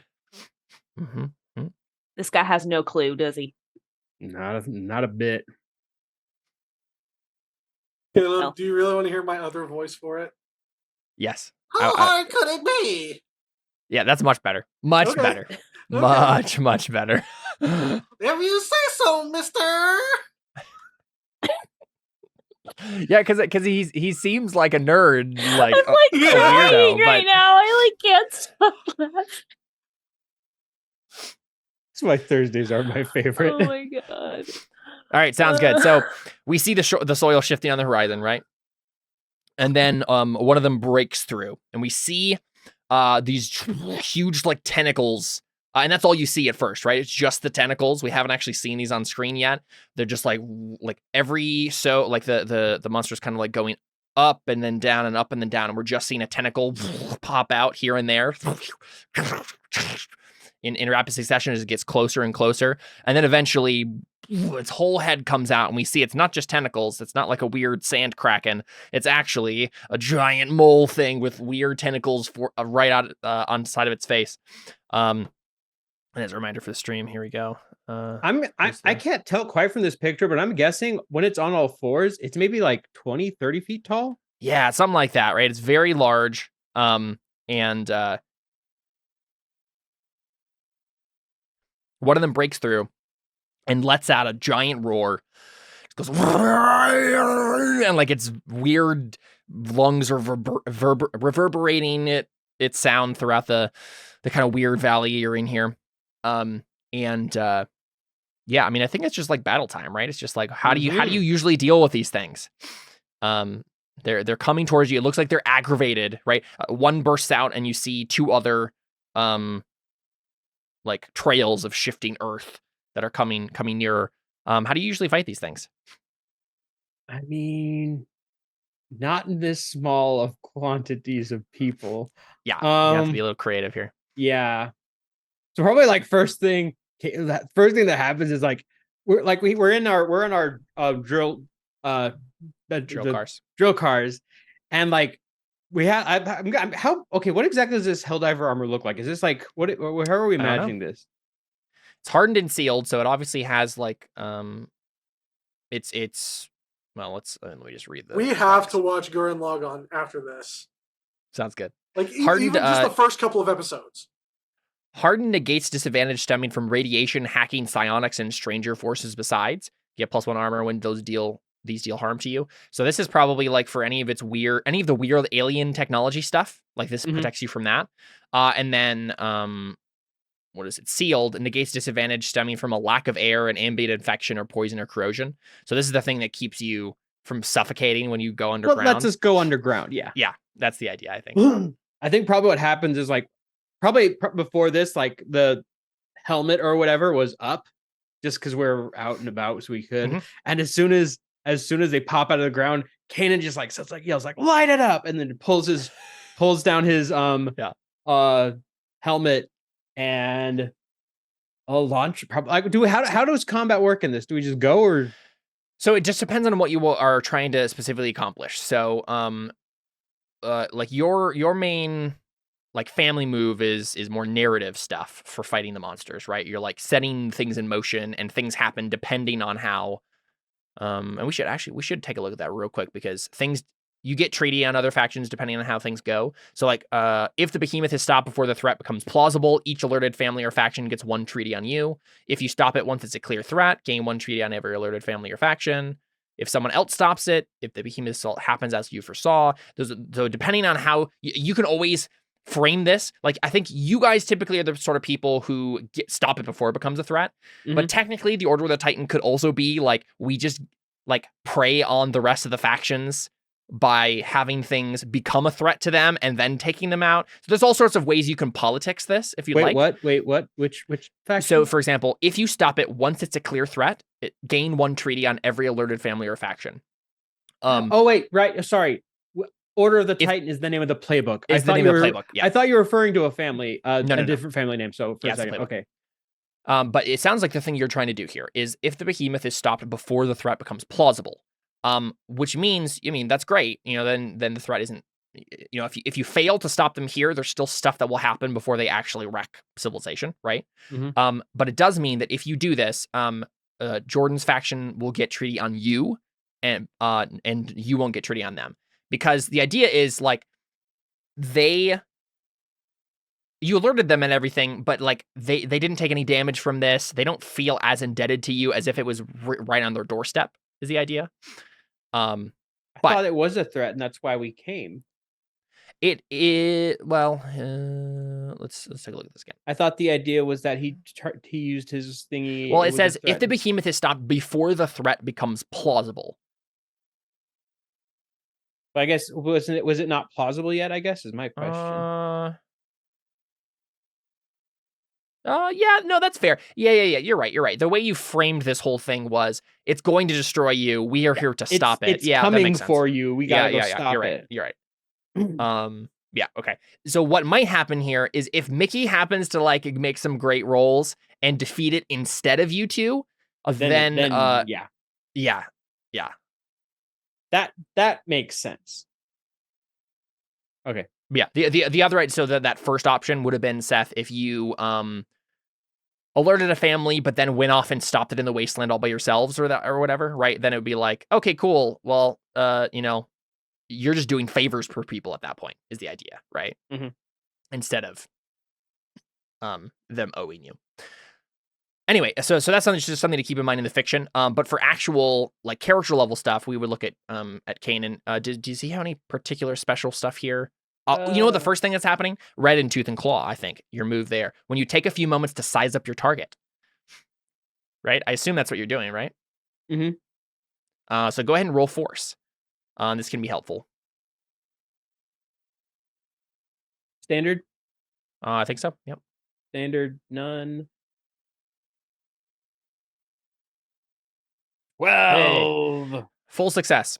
So on a 10+, you hold 3. Once the battle's begun, you may spend 1 hold at any time to do one of the following. Slice away their weaponry, giving them -1 harm. Separate your target from any of their allies. Carve something valuable from your target. Or ask the GM what you would need to happen to allow you or your allies to fiercely assault them. Lose all hold of you or your quarry, flee the fight. So is there a place here to put hold real quick? Good question. I'll just put +3 hold in my notes. Yeah, I think that's probably where you put it.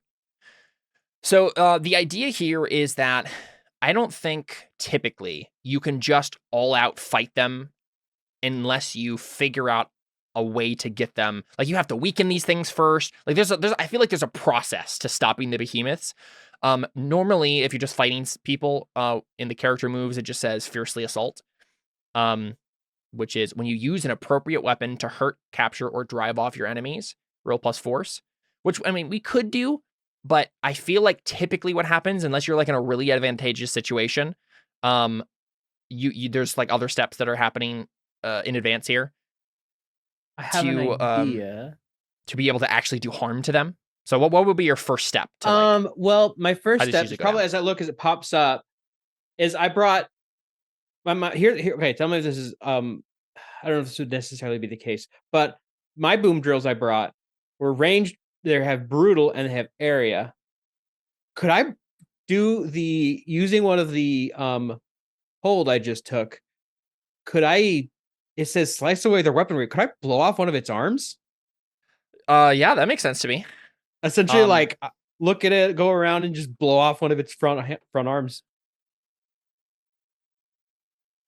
Cool. Yeah. So I think probably what we see, right, is you put down your helmet, you say light it up, let's light it up, and the drill car, goes underground. You start going towards the thing, and what are Miley and Mickey doing?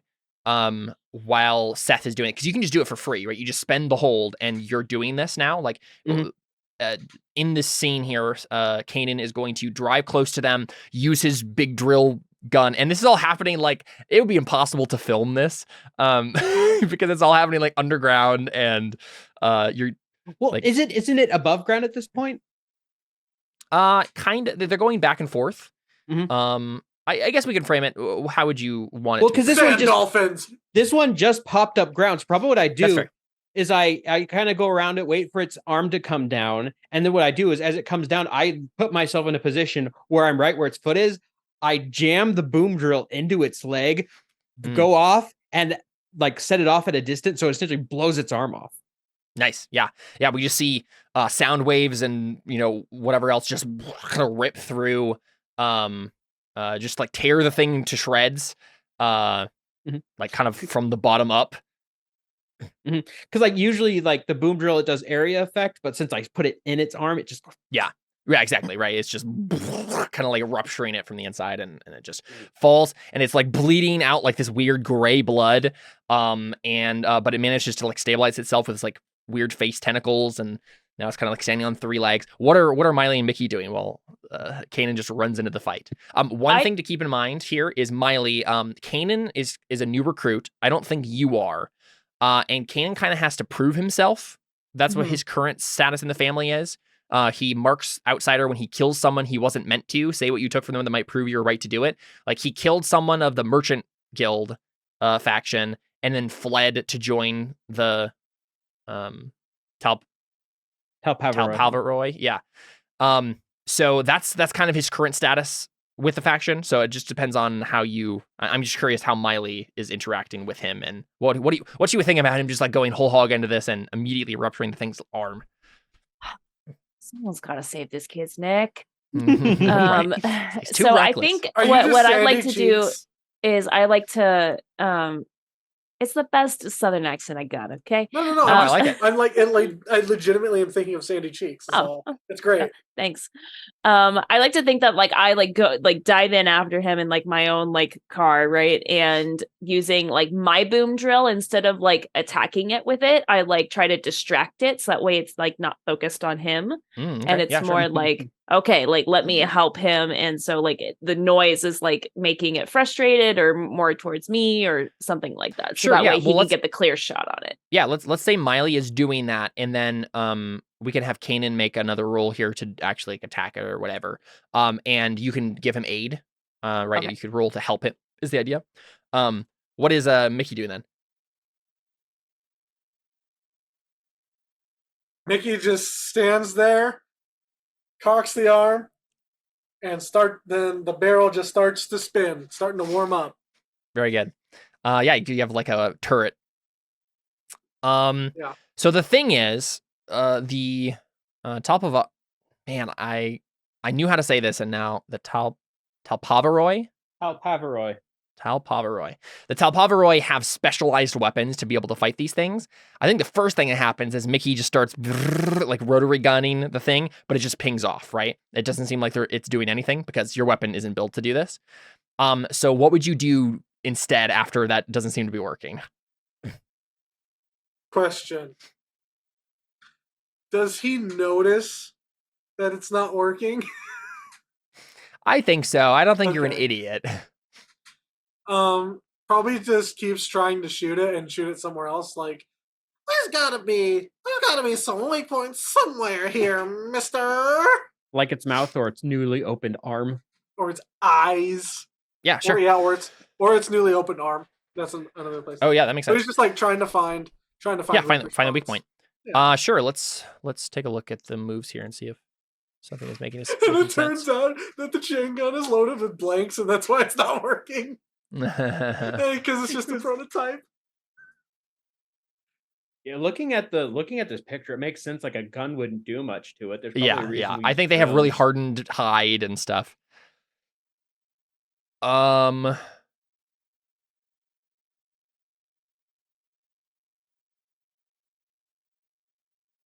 Let's see.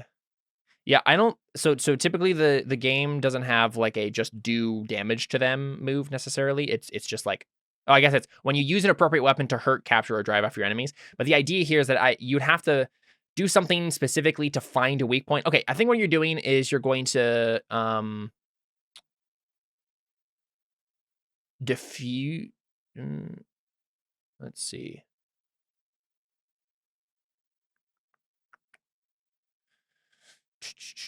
Let's have you do unearth forgotten lore. So I think the idea here is, what do the Starset Seekers know about the Mouldwarps? Do they know about its weak points? Is there something that you could actually shoot here, or are your weapons like weak against them? So that is plus lore. And then if you get a 7+, you can ask a question. So yeah, roll plus lore.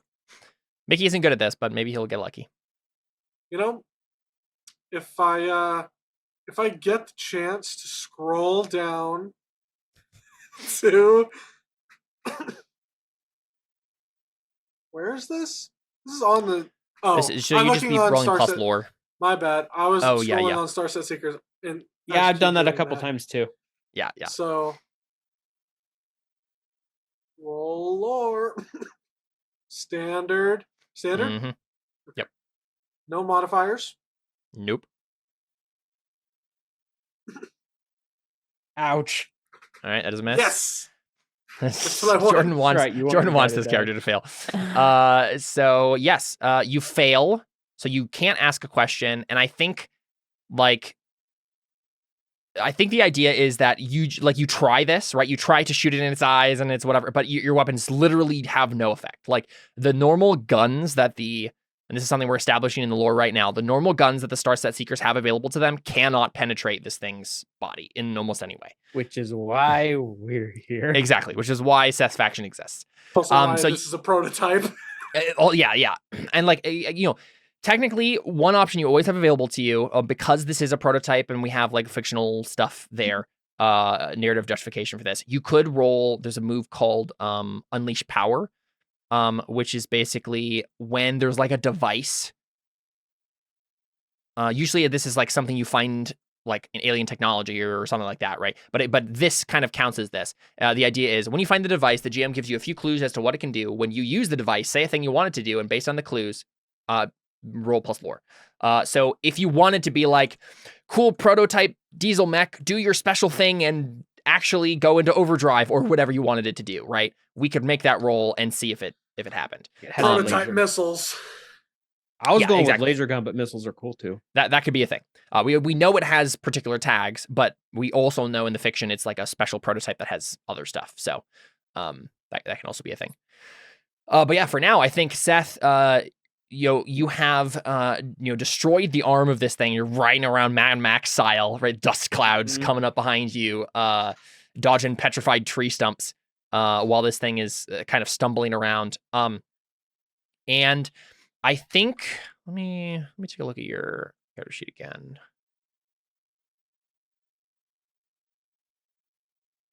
I think the thing you're going to need to do, you have 3 hold, right? I think think 2 hold now or yeah, that's what I meant. Yeah, because I spent it to take off one of its arms. I meant you got 3 hold at the beginning. That's what I was implying. I think you know that fighting all 3, they're all next to each other right now. Fighting all 3 of them at once is like not an option. Makes so sense. if you wanted to spend your hold to separate your target from any of their allies and try to lure this one that you wounded off by itself, and maybe Alyssa's character is just like distracting the other 2 or something. But to actually do damage to the thing and like fight it on its like in a battle, you'll actually be able to do damage to it. You'll need to separate it from that. That seems fair.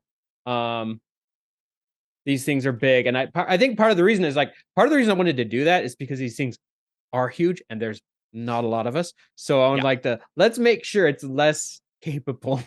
Yeah, and I think that makes sense. It's just that with all of them clumped up together, you still can't really take them on yet. I think I will lead this one off on its own. Sounds good. Spending 1 hold. Okie dokie. I guess I just for free gave you ask the GM what would need to happen to allow you or your allies to fiercely assault them. I literally just gave you that. I mean, I think we can still work with this. Yeah. Yeah, that makes sense though. I think Miley is distracting the other 2 for now, right? And you can lead off this one and anger it enough that maybe what's happening is Mickey's prototype diesel mech is the thing that's guiding them here, right? So maybe without telling Mickey, you use him as bait, and when it goes off by itself, then you jump and you can try to attack it. So if you want to roll plus force, probably what it. Oh, actually, I have an idea. What it is because we have these built specifically to hunt them. So it would make sense that we have something on our car to make them go away from us, and we also have something on the car to make them follow us. So probably I imagine it's like on the underneath of the car, there's just like this plate. This like large metal plate that's sitting there, and we can make it like hum at a very high frequency. We can make it go at a very low frequency. And probably what I do is I flip a switch, turn a knob to get it at the right frequency. So it's now like this is the dinner bell essentially that I'm ringing for it. And so I turn that on and go off in an opposite direction. Love it. Yeah, that makes sense. Because probably actually, and on that note, probably what I do is I'm going the opposite direction of Mickey because he's drawing their attention. So I want to lead one away from him while the other 2 are still interested in him. Yep. Makes total sense. So you can now fiercely assault this one. That's on the character moves. You roll plus force, and then on a hit you do it, and then you can, based on how well you do, you can choose multiple options for like what you actually accomplish. Okay, so I will. Well, actually, I will roll force then. And then if you happen to fail or get a lower result than you want to, Listen can roll to aid you and get it higher. And this is standard normal. Yep. Partial success. Okay, so partial success. If Listen wants to roll, she can roll to aid you here. So. So what do I do for that? That's kind of what she's doing. So you would, let's see. Call for aid. After failing to roll as well as you'd like, say what another character nearby can do to boost your efforts. I think we've already established that. If the group agrees, the helper says how they do it and rolls an appropriate stat. Would she just also shoot a drill? Well, I think we've already described all of this, and it's just she's leading the other ones away and distracting them, and so they can't come back and attack. I don't think I think because so far mechanically she hasn't done anything, so I think she can roll this to mechanically make it better. Just based on what we've already said. So you're rolling just a 2d6. There's no Oh no, sorry. Roll an appropriate stat. So you can roll plus force if you'd like. I think it makes the most sense here. Actually, maybe it's steal because you're like distracting them. Okay. Yeah, plus steal. There Nice. you go. Yep, on a 10 plus, you may increase your result by 1 category, and you do not share in the move's consequences. So That is a success then. yep. One So of them full down. success on So fiercely I'm- assault. Well, so the way this works is you actually there's a list of options on fiercely assault in the character moves handout. You can choose 2 from the character list, and I choose 1 from the GM list. So character moves? Yep, character moves fiercely assault. Fiercely assault. That GM list is scary. I'm gonna choose for my option something or someone is important is harmed, and I think Yeah. during the process of this, the thing falls on your drill car. So again, you get a new one of these like every time you tool up. But for now, like in this scene, your drill car is smashed, So- and so you like have to crawl your way out of it after the battle's done. I will for first one inflict savage, terrifying harm, frightening, dismaying your foes. Yep. So And I think that means that he dies, right? If you hadn't Mhm. chosen that option, I think he would just be wounded and not dead yet. And But- I think given what you said, what maybe your avenue of escape is clear, but also what is you scavenge a device? So this would be you can get something from the corpse of the Mouldwarp, right? You notice something it has on it or in it or something that you could use. It's his father's drill car wedged between the thing's teeth. I think I'll go with you scavenge a device because I have an idea for something else I can do essentially. Sure. So what is the device I scavenge? And as a reminder, your faction has carrion market. When a new behemoth is found, name a surplus that can be extracted from it or its environment at the risk of drawing its attention. So technically, we could tie this into that as well, right? Yeah. It could be a device that, would be something along those lines. Mhm. I don't know. Do you have an idea? Because there's always there's the weird gray metallic material that they always leave behind. So there could be like a big solid nugget of that you could grab from it. Or I mean, it's always eating stuff. So maybe it ate something that it hasn't digested yet, and you can it could be some other piece of alien technology. Like your father's drill car. No, I have an idea for the drill car actually. Sure, we could say it just looks like this thing has a surplus of its goop, and I'm like, this sweet. Not only did we kill one, save a faction, but we got this is something we can actually harvest. It's gonna be a good payday for me. Yeah, I think what happened is you ripped open its organs, and its stomach spills out, and there's just literally a small asteroid size, not asteroid, but a meteor. Sorry, the thing that would actually fall to Earth. So a small meteor sized chunk of grayish dull metal that just clunks to the ground. Question. I do have Eternal Arsenal. You always have more weapons. If your main weapon is taken out, you'll have lesser replacements. So again, that's weapons, not vehicles. Okay, So I wasn't that would sure. be if your drill gun, your boom drill had been taken out. Okay, I wasn't sure if that Yep. if drill card technically counted. Okay, well, I'll let someone else have a turn for a minute. Yeah, no, that makes sense, right? Alyssa's Miley is driving in circles around these things, keeping them distracted. What are either you or Mickey doing in the next step here? Because this is the thing. Kanan has to now run on foot to get to you guys from here, right? So there's a moment where you guys have to do stuff on your own. So what does that look like? Missile arm. Yeah, does Mickey just be like, okay, how do I get the good stuff on here? Yeah. Yeah, that makes sense. Because basically what happens is Miley is driving around, but she can't really get a good she can't attack one of these things without the other one without both of them ganging up on her. So right now she's just kind of driving around in circles. What does that look like before we get this roll from Mickey? What is Miley saying or doing here? God dang it. You're right. Get off my tail! Yeah, we just get a close cockpit shot of her just like she's just like driving crazily, and she's probably driving crazily, like not in patterns. That way they can't like get her on get her, but like they're probably like a couple like close calls where she's like almost gets stepped on. This is like a weird mix of like Mad Max and Shadow of the Colossus, where we see like the giant, like the cars going all over the place, but then we see the foot slowly descend and almost crush her, right? Love it. Shadow of the Mad Colossus. Shadow Max of the Mad Colossus. Shadow Max sounds like a theater. You gotta be Shadow Maxing. So Jordan, I think this is Mickey like you're like, how do I make this thing work?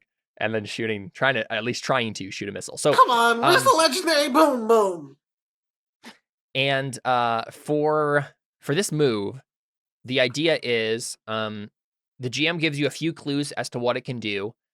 The idea I think here is that it's the only thing we've know about it besides like the tags it already has is it has some very powerful alien engine that's giving it more juice than a normal one of these would be able to pump out, which means you could have something, like a big missile launcher or something that would require a lot of juice and wouldn't normally be on one of these things.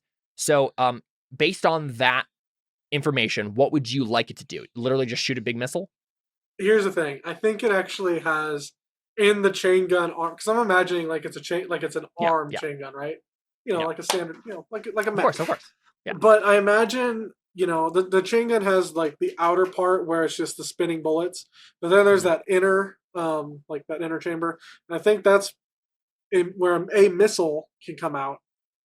But I also think that there is a bigger bomb that also shoots out that's behind that. That's like there's the missile and then there's the backup missile. Like, well, is the backup missile literally on your back? Like it comes out of the. I mean, okay, that's fun. I like that. I was thinking more like the chain gun, like, is it the whole chain gun itself just like transforms into one missile and your arm comes off? It's like Android 16 where like the top comes off. Yes. Where it's like, man, it's like this, right? And it has the chain gun thing, but then this whole thing just like, and then it's just a big giant chamber for a giant missile, like a miniature nuke kind of thing. Yeah. Don't nuke it. Well, I don't think he plans on it, but we'll see what Mickey does. Jordan certainly doesn't plan on it. So basically what you wanted to do is shoot a giant honking mini nuke at first I want to shoot tiny missile version. Like I figured that there's like a missile and a big bomb. But so this roll is to shoot a missile, but not necessarily go gonzo with it yet. Right. Okay. Go ahead and roll plus lore. So you mean roll minus lore? Yes. Well, technically roll plus minus lore.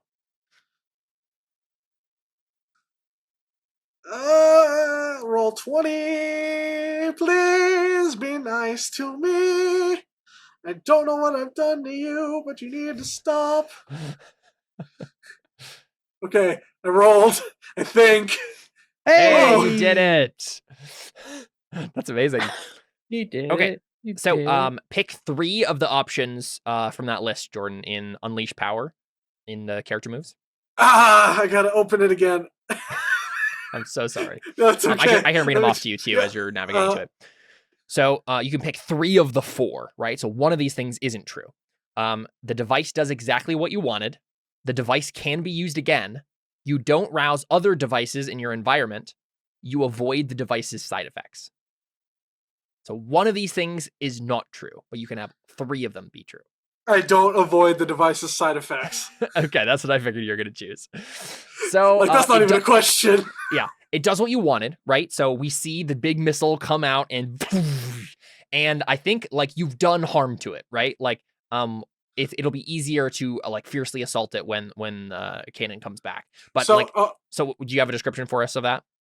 Well, I was just gonna say that because it's you had the 2 that were chasing Alyssa's character Miley around, right? So maybe this helps get rid of one of them, or not get rid of, but like helps distract one of them, so she can more address the one Yeah, that I love that because I think you don't rouse other devices in your. Oh yeah, sorry, all three of these are true. Yeah. So that's fine. I think like basically I think you shot it in the face, right? So it's like blinded and so it's not going after you, but it's also not going after Miley, right? It's just kind of like scratching at its face for a little while, like, oh, what happened, sort of a thing. And you can use it again, which means you do have the second backup missile, right? But you don't avoid the device's side effects. So I don't know. What does that mean? What do we think? It could just be like fall over and damage it or something, but okay, so okay. There's more it could be- kickback than he thought. Yeah, it could be interesting if we literally have the consequence here be you shoot it, Mickey's not good at this, he doesn't stabilize it correctly, the thing falls over and breaks. And so like the you know, it's like a fancy prototype thing, so you could fix it or whatever. But for right now, it's like disabled, and you're like, oh crap, and you're like in it, but you can't like use it right now, so you'd have to like roll or something to get the other missile to go off or something. There'd be a whole thing there. or maybe does that make I'm sense? just like maybe it's so that I'm immobile now, like I'm falling over and I'm just kind of stuck in this Sure, position. yeah, okay. Perfect. So you can still use the weapons, but you can't move it anywhere. I like that. So I think what happens is we see the big missile shoot out and hit the thing, and then the mech flies backward into a tree that's at the borderline here, right? At the border of the forest here, and you just smash into the back of this tree, and just slide down it, and the Mickey's just like jostling the controller, and it's like not moving anymore. This thing sucks.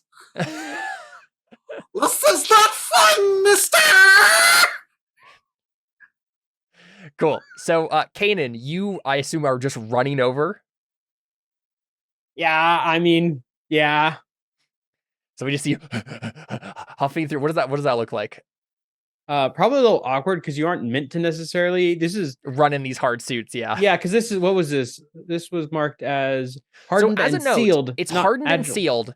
Yeah, I was gonna say it's hardened and sealed, which means it actually doesn't help you at all against like blunt force trauma that these things would do. So honestly, you could just take it off at this point. You don't just It discard probably it. takes a little bit, maybe. Yeah. And Up the to you, thing it is, doesn't say that it does. huh? It's up to you. It doesn't say that it does. It doesn't like say that it takes a while to take off. So you just have Well, a I button. mean, it's probably my thought, like narratively, it Yeah. probably makes sense to keep it on because it's probably better than nothing. Yeah, mechanically, it does not actually help you against like them crushing you, but yeah. Yeah, but story wise, like just lore wise, it would make It sense. does still help you against weird technological things, so yeah, it makes sense yes. to keep it on. I would probably keep it on. It probably also is how I use my boom drills now that I don't have them on my car. So it's probably how I use the boom drills now. Makes sense. How much of a range does the boom drill have? I mean, it is ranged, right? Mm-hmm. Oh, it probably isn't like it's on a rope or anything. It probably can just shoot it. Could I just shoot the one that just got hit? Sure, yeah. Yeah, while Miley's still like distracting the other one, you could just fiercely assault that one if you like. Yeah, the one that just got punched. How do I So just be force again. And keep in mind, you do still have one hold, so you could always spend a hold to do something in advance. You could give -1 harm to this one as too. I kind of want to save it to fiercely assault one, but I'll wait for I'd wait till I'm a little closer. So I'll probably like on the next round or so. Let's just roll force first and see what happens. Yep. Success. There you go. This is what Kanan's made to do. Yes. So you can do the same thing. You can choose 2 from the fiercely assault options, and I'll choose 1.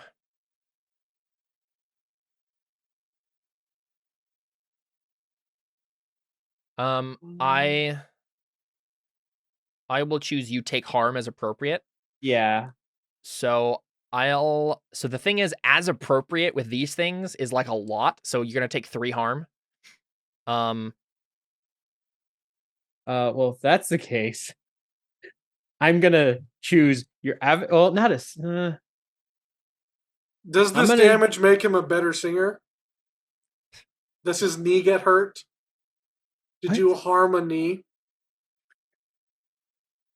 That was such a stretch, Jordan.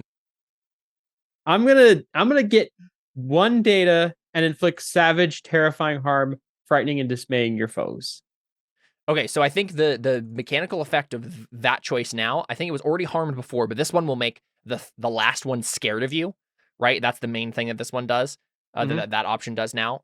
So it's going to be, I think it tries to run probably after we finish with this. But then Kanan, in the fight, you like, it probably like, so it's like scratching at its face, right? Trying to like make itself not blind after it got hit in the face with a missile. So you're probably, you go up to it, you're still at range probably, and you're doing the boom drill stuff. So I think it just like, it's getting hurt, but like it realizes, hey, there's something over here. It's attacking me. I can move towards it. I can fight something. Like I have a target for my aggression now, my frustration at being blinded. And you just can't get enough shots out before it's on you, and it like reaches down, grabs you with like a weird tentacle thing. It's just crushing you in its grip, and then you finally get one last shot off into its like gullet, and it goes down. But you are now on the defensive, out of ammo, and blood soaked. I always have more weapons. I mean, yes, you always have more weapons, but you're harmed. Where do I put? Where's harm? Harm boxes replay your stats. Oh, so which ones do I mark? You would mark the first 3. On the defensive, out of ammo, and blood soaked. Oh, yeah, I'm I not think doing very well. Because you have internal arsenal, out of ammo isn't as big of an issue for you, except the fact that technically at this point, internal arsenal does mean that your drill gun, your boom drill, is out of ammo, but you'll have lesser replacements, right? Well, I was gonna say, like, I have more weapons. They're just not very good. They're just not as good. Yeah. So would you like to be a melee or a ranged hidden weapon? These are not the kinds of things you fight in melee. These are the things you fight. I feel like though you have to do melee to actually do damage to it, because ranged hidden, we already established that. I mean, I don't know what just a ranged weapon would look like that would actually be able to especially hurt in this case. The only thing I can think of is a harpoon, but that would be hard to be hidden. Yeah, exactly. We'll go with melee. Because that's, I think the idea is that for you at least, you have maybe like a sword or something. That's what I was going with. I was going with the sword. Well, because as a reminder, you actually were originally a bodyguard in the merchant faction, and they have a bunch of like swords and stuff. So it's probably more like a machete than an actual sword. Yeah. But I think the idea is like, okay, I'm out of boom drills. I guess I have to get up close and personal and like stab it in the face now, right? Luckily, it's scared of us. Yes. But yeah, 2 for 3. The hunter is really good for getting harm, because normally people will get like minuses to their stats when they get harmed, but you have like 3 boxes before you have any minuses. Yeah, but I only have 2 more until I'm dead. Indeed. Okay, so then let's go to Miley. Miley, how are you dealing with the one that's remaining? It's running away, but like you guys, I mean, you could just let it run if you want to, but yeah, I'm debating if she's like, up to you. You're the one that's close to it. I'm feeling brave. Yeah. You just chase it down. I don't know what I have exactly that like would work in this situation. I mean, let's see. I mean, I guess I could just like go to attack it. I also have boom drills. Yeah. And it's alone now, and it's running, so you can definitely roll fiercely assault on your own if you'd like. Okay, I think I might. Yeah, let's do it. Yeah, why not? So roll plus force. Okay. Yeah.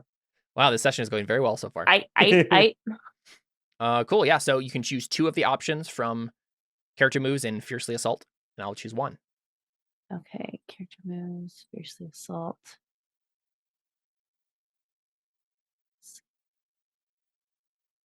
I'm going to choose the situation is destabilized and chaos will follow. So right. Yeah. So what are you going to choose?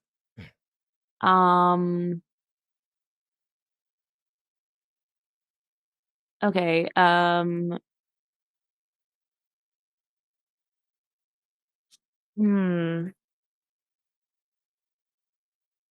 don't know. I want to find something new. I think that sounds fun. Mm-hmm. We already got 1 extra data on it, which I don't remember exactly what that means. Yeah, like you already picked. Yeah, I chose the data option earlier when I killed the last. You would just add that to your family. Yeah, I did. Okay, perfect. Okay. Let's go with your avenue of escape is clear, and you inflict savage, terrifying harm. Frightening. Perfect. Yeah, I That think makes that's a sense, good, given this is the good last one. choice. Yeah, so you kill it, right? And would you like to describe that? Actually, real quick, Seth, I'm confused as to what these boom drills actually are supposed to do. Can you describe this for us? I've been trying to imagine it in my mind. I don't know what they're looking like when they're doing this. My thought currently is it's essentially a drill on a rocket. And you can what? You can pull it back, or you have multiple of them. Multiples. Probably. Okay. Because like, Yeah, well, like yeah, the So Yeah. it's like literally like a rocket that just like has like a spinning device on the Yeah, on the yeah. front. Okay, got it. So I mean, maybe- if it's maybe lots running of, away, maybe much like not exactly a drill, but like a no. Here we go. It's trying to think of how you describe this. I'm The from what tip you of a described- the tip of a drill bit. Mhm. How it's just like a large metal. It's just like essentially a large metal tube that has a drill that can drill. So you like have a launcher that you just shoot these large metal drill bits at us through essentially. And It's like a maybe bolt- is there like some sort of like wireless connection where you like once it's in, you press a button and then it starts drilling?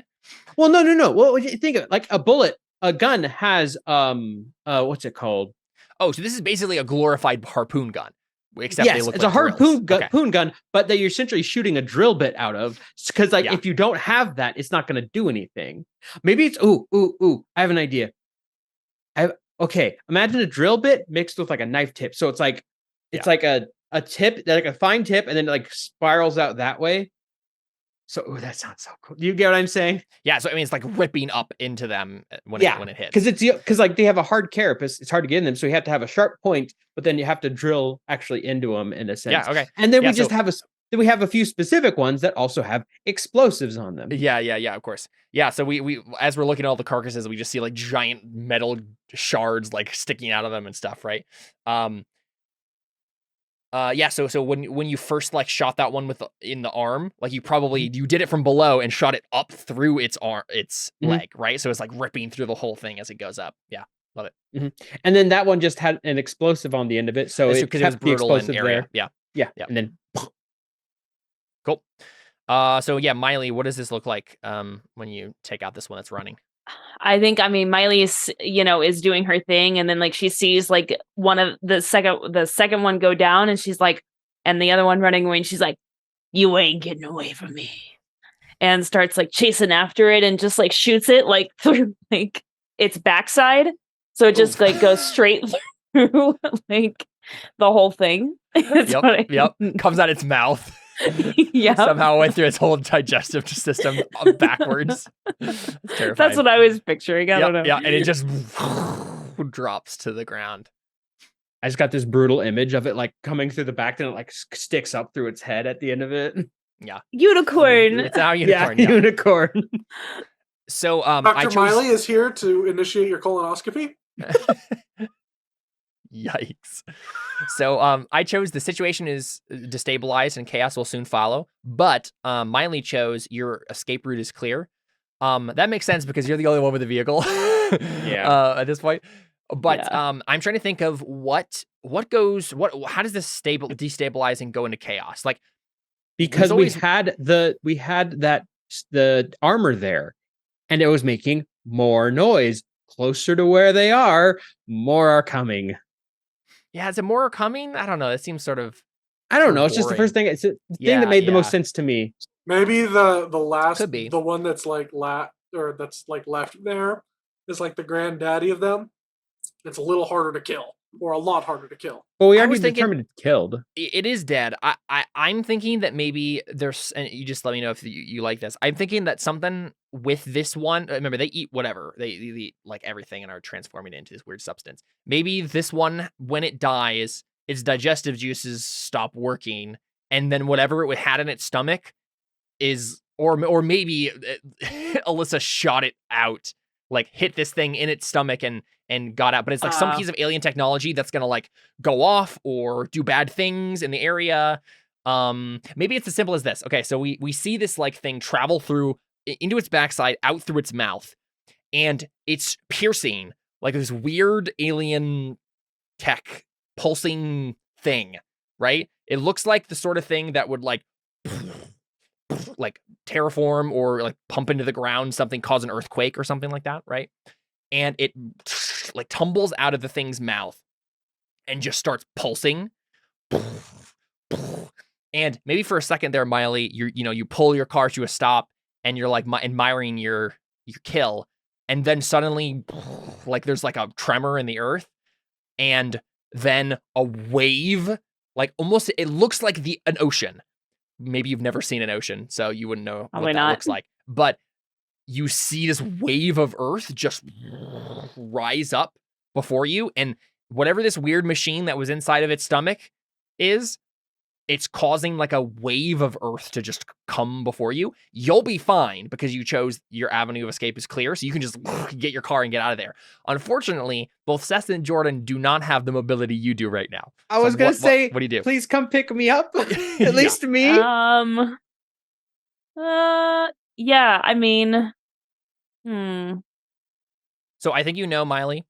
Yeah. The speed at which this thing is coming, Kanan could maybe desperately leap onto your vehicle, but you could not stop to pick him up. Right. Do I have to roll? Oh, wait. I didn't. So Wait, I still have one hold. Miley could also just not drive towards you. So yeah, it's totally up to Miley. You could attempt to stop, but like at that point, you would have to make a roll to like not be covered by the wave or whatever. Yeah, right? You're opening up your risk to yourself if you stop. Right, for sure. Let me see. What are your family's values? Wait, is my hold now gone because the fight is over, or? I don't think the fight's quite over yet because we're not out of harm, but yeah, that's just my opinion. I don't know. Let me see. Traditions. Okay.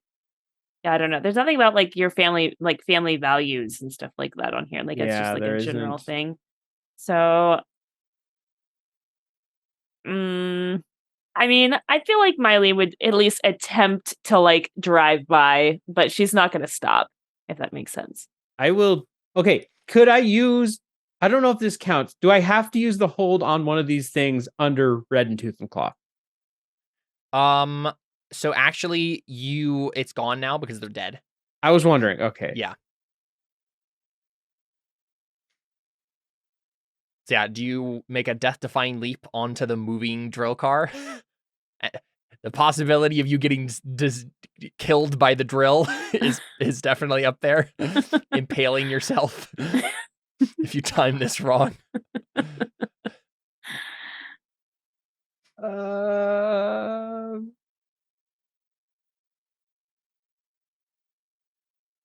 I'm trying to look over my character sheet to see if there's anything that could help me. Wow, that is like a summation of every Thursday we've ever played ever. I know. The only thing I have is that I can like climb giant monsters, but I don't think that's gonna help me here. If you want, I could blow you up. The only thing that the Helldiver armor does is hardened and sealed. Wait, what does? I mean, if anything, if I miss it, the hardened and sealed might help against whatever the drill thing is doing. Maybe. Sorry, say that again. Would hardened and sealed potentially help against any of the the things? The drill. Yeah, against whatever thing that's about to happen. Oh, the earth. No. Yeah. Oh. Yeah. Well, you know what? Let's just go for it. It's just blunt force trauma that's gonna happen. Do I have to roll force? To do what? To jump on the drill car. I think it's steel. Oh no, I'm not as good at steel. Let's right, see what happens. You're rolling to diffuse with steel. Okay, let's roll. Standard. None. Miss. Oh no. I think you literally just get impaled by my car. Maybe. Let's see. Or you just can't even leap. You're just like, ah. I'm not close enough. So, well, once again, mine is the first character to die. I'm trying to think of. I can have you die here, but I can also choose not to have that happen. It's up to me. I already have 3 harm, so if I take I know 2 more harm, it seems like the likely option, but Let's see. I wasn't extremely attached to this character. So I'm also interested, though. I don't know. It seems like too early to just be murdering characters for no reason. I think what happens instead for you, well, we'll see what happens to Mickey in a second here, but I think what happens is, Miley, you're driving by, you maybe shout something like, get out, right? But Kanan makes a leap and misses. Luckily, he doesn't leap early, he leaps late. And just crashes under the ground and then looks up and the thing just buries him. You're going to take 1 harm, Seth, which means you're now enraged. But luckily, your sealed nature, you're not suffocating. You're buried under a giant amount of earth, but you're not technically dead yet. Mickey, what do you do? I'm not dead yet. So there's this giant wave of sand that's coming, and you see it coming Earth. towards you. Yeah, not necessarily. Sand. Okay. Well, yeah, it's like I think. Earth, yeah. Okay, I think he's panicking. I think Mickey's panicking. Yeah. Makes sense. And panic squeezes the trigger to try to blow up the Earth before it gets to him. Sorry, say that again. So I think blow up the wave. Well, I think he's like panicking and like trying to do anything he can, but the only thing he can do is fire off the mini nuke or whatever is in this giant super. So I think he's gonna shoot it straight into the dirt wave. Right, to see if he can like just blow up the wave. Okay, yeah. See if he. So okay, I have 2. I have success is obvious, right? It just blows up and maybe stops the wave right there. But I have the perfect thing for a miss. Mm-hmm.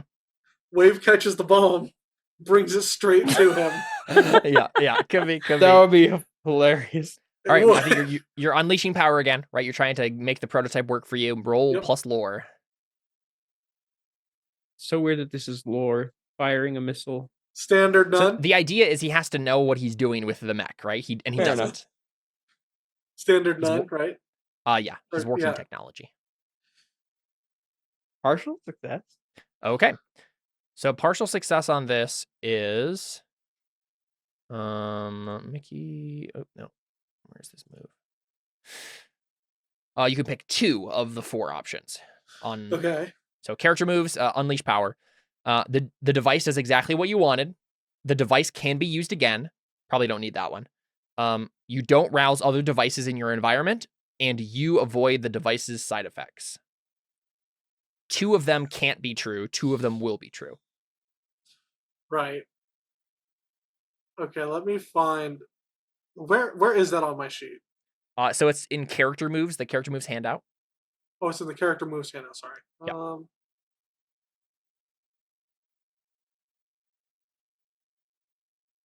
So that's unleash power. Device. 2. The device can be used again is a good one to not choose because it sounded like this was the last missile the thing had.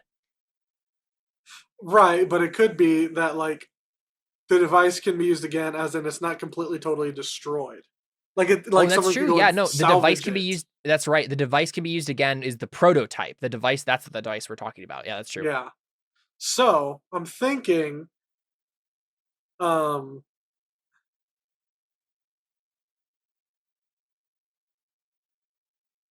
thinking the 2 to take are the device can be used again. Mm-hmm. And what would it be for you don't rouse other devices in your environment? Like I don't even know. So it's the idea is there's all sorts of things that could be considered devices. I think the device in this situation would be the terraforming thing that just set off this earth wave. Oh, so right. if you don't choose that option and you rouse other devices in your environment, it will go off again. I think. Okay. It'll be a second wave, right? So I think the device can be used again, so the prototype still functions and it's salvageable. And you don't rouse other devices in your environment. Okay, so it doesn't do exactly what you wanted, and you don't avoid the device's side effects. Yeah. So I think what those is might be one and the same.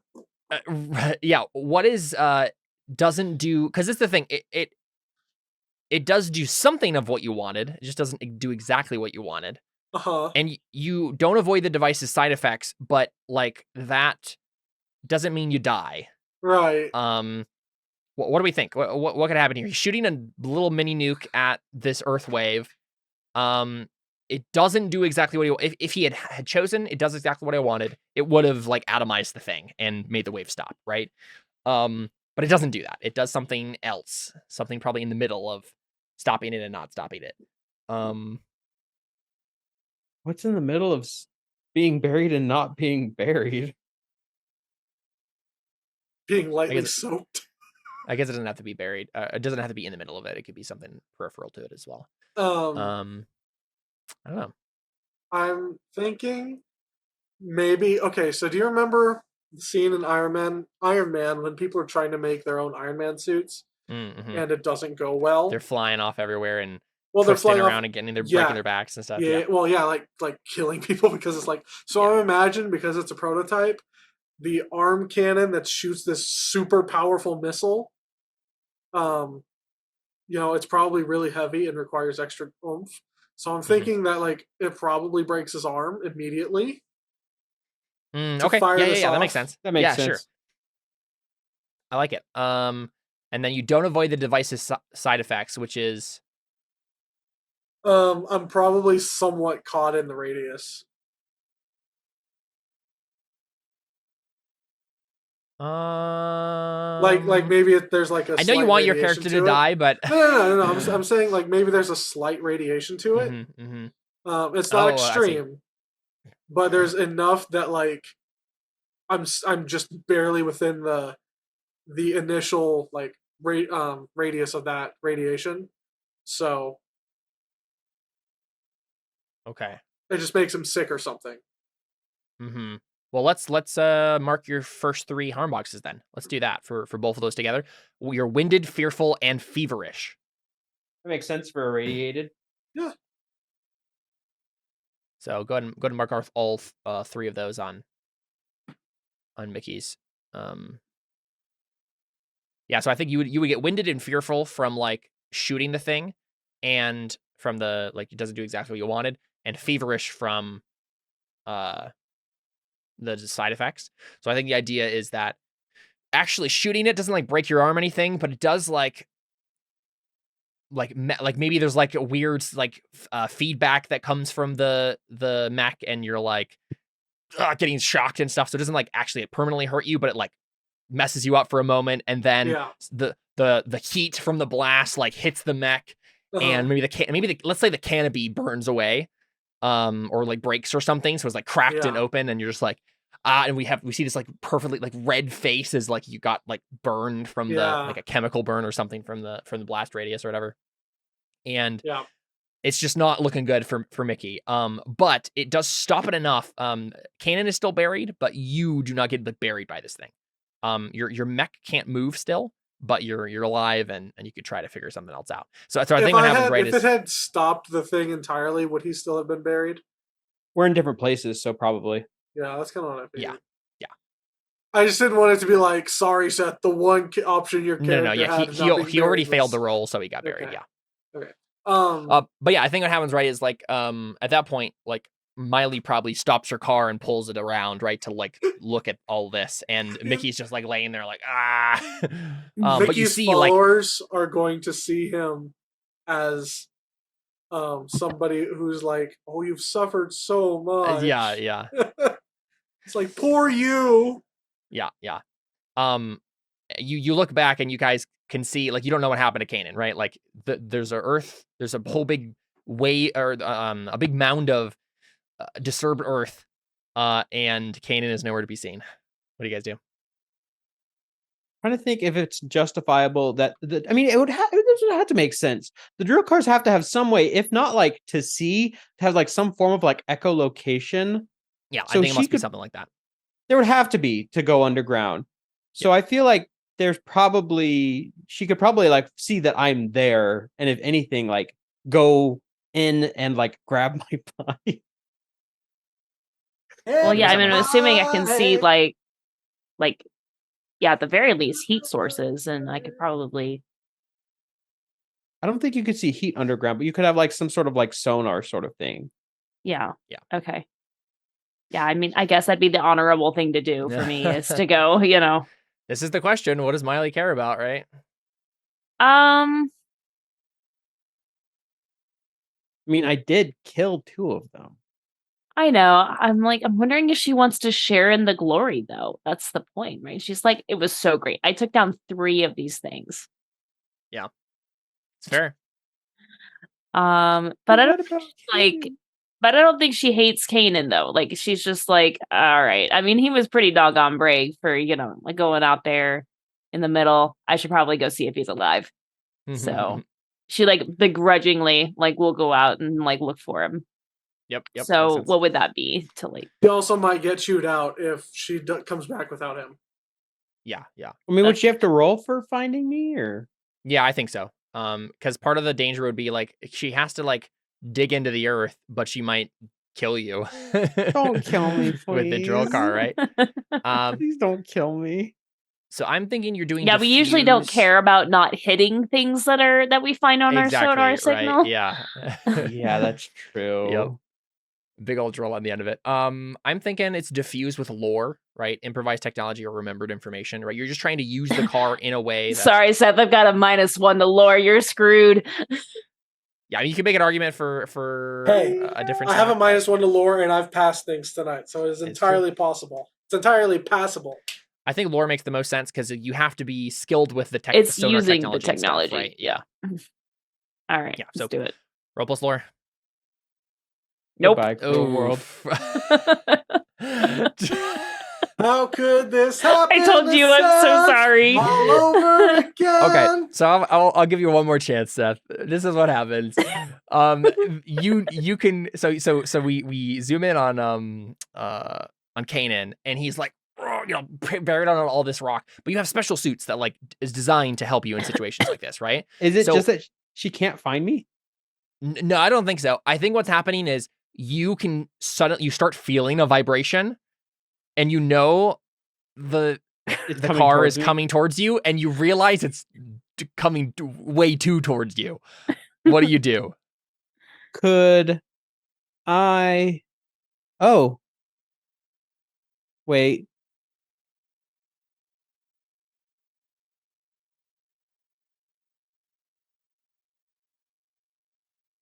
Okay, could I technically roll red in tooth and claw? I don't know if this counts. See how it's worded. Here's my thought process. If I roll red in tooth and claw, and I get a single hold, I can use that single hold to separate your target from any of their allies. Yeah. So essentially, get out of the way. It could also be carve something valuable from your target. Valuable being the drill bit that's about to impale you. I don't want to get rid of that. That's value. Like I want to just try and like. Yeah, that makes sense though. Yeah, you can do that. Because my thought is, if I do that, I only need to roll a 7 or above to essentially. Yeah, that makes sense. I'm down with that. Because it says when you take a few moments to size up your target, I think it's fine given the technology you have access to, the sonar and stuff like that. You're like, okay, it's coming at me at this trajectory. The vibrations are getting this, you know, they're this loud. I know how these things work. How can I like get away from this thing? That makes sense. So yeah, plus force. If you fail this, all right. It's just gone. Sorry, Seth. I gave you so many chances. I gave you so many. This is not my fault, okay? Oh, Seth's this isn't my fault. And it is not. I just my buried fault. you in dirt. So yeah, I think unless like Mickey wants to try to stop this somehow, like he's the only person who could like intervene at this point. I think Miley just impales Kanan with a drill car. Once again, oops. the first one to die in a game. I tried to come rescue you. I'm so sorry. To be fair, I guess Alyssa's character was the first one to die in Blades in the Dark, but she came back. That's true. Yeah. Wait, right? Is that right? Or did Jordan's so. character Right. die first? One of those. I I don't think you did. Okay. Yeah, does Mickey try anything, or does I don't know what he can try. But I imagine Mickey probably has some sort of like He's life distracted. alert. say again. Oh, like does Mickey try anything just like to save himself, or like To intervene with what's about to happen. Like you see But Miley he dig into can't the see. earth. It's in Yeah. dirt. Yeah, you're right. Yeah, okay, I think know Kanan you're just trying, dies. Caleb, but just No. I just wanted to make sure that there was no other possibility. I think Kanan just gets shredded to bits on a drill. Horrifically. Killed by my own family. I'm so Before sorry. you could do anything to prove yourself, really. I killed 2 of the things. I guess I meant, like, died prove that because you of it. didn't murder the dude or had a good reason to murder the dude or whatever. Yeah, okay. So yeah, Kanan gets deadified. So the fun thing I about killed this, though, 3 of them, y'all. You need to promote me. So the funny thing is, though, your death move, Kanan, when you die, you make one final strike, destroying or killing whatever killed you. What do you do? I would, you know what? Screw it. I'm gonna destroy the drill car that just killed me. Yep. And my drill car even got destroyed, and I still took him out. she crawls out of the dirt? Well, so Miley, go ahead and roll Okay. diffuse to try to get out of the thing, right? Like Probably yeah, how do you what it destroy this is. game? I can't escape, so I just try and like put one of the drills out to stop it, but it doesn't work, and it takes out the thing. So would you say do you like shove your machete into the gears or something? Yeah, I do that to try and stop it, but it just destroys the car instead of. Yeah. But I think it explodes, right? Like it all just starts ripping. Like the drill comes off and then like spins around wildly and destroys the car too, right? So I think Miley, you're gonna have to roll diffuse with steel to like not be destroyed, like killed yourself, right? Okay. TPK.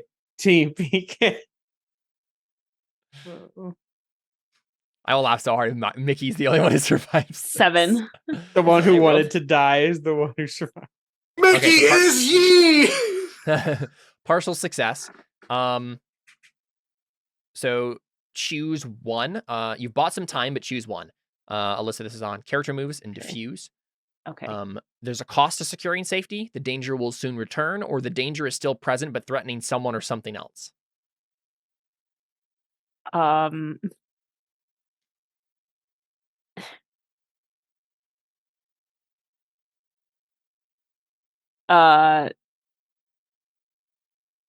the danger can't soon return. How The danger is me. That is true. Well, no, the danger is the car killing you. So I think the idea Oh, maybe I would see. be Okay. like you get out, but like, yeah. I don't know how, there's no one else around for this to hurt. If you want to choose the danger still present by threatening someone or something else, my suggestion would be the drill flies up out of the ground and could kill Mickey, right? I was kind of thinking that, not gonna lie. As soon as you started chuckling, I knew exactly what you were thinking. Yeah. Too. Yeah, let's go with that one. Okay, sounds good. So but I'm Miley, like, is he close enough? But we see you like jump out of this thing and pop your head up out of the dirt, right? Like and then we see the drill like burst up out of the ground, spinning wildly. And Mickey, you're still like trying to get out of the mech, right? And you just see this thing coming towards you. What do you do? Mickey screams, "That's not okay, mister!" It's a good thing your mic wasn't that loud. That was so hurt. distorted. I couldn't even hear what you said at all. I heard that's not okay, mister. Yeah, that. What do you want to do to try to stop it? It's probably diffuse, but like what stat would you be using? Would you be tapping into the prototype? Would you be just trying to get out as quickly as possible? I'm gonna try to sway it. No, go that way instead.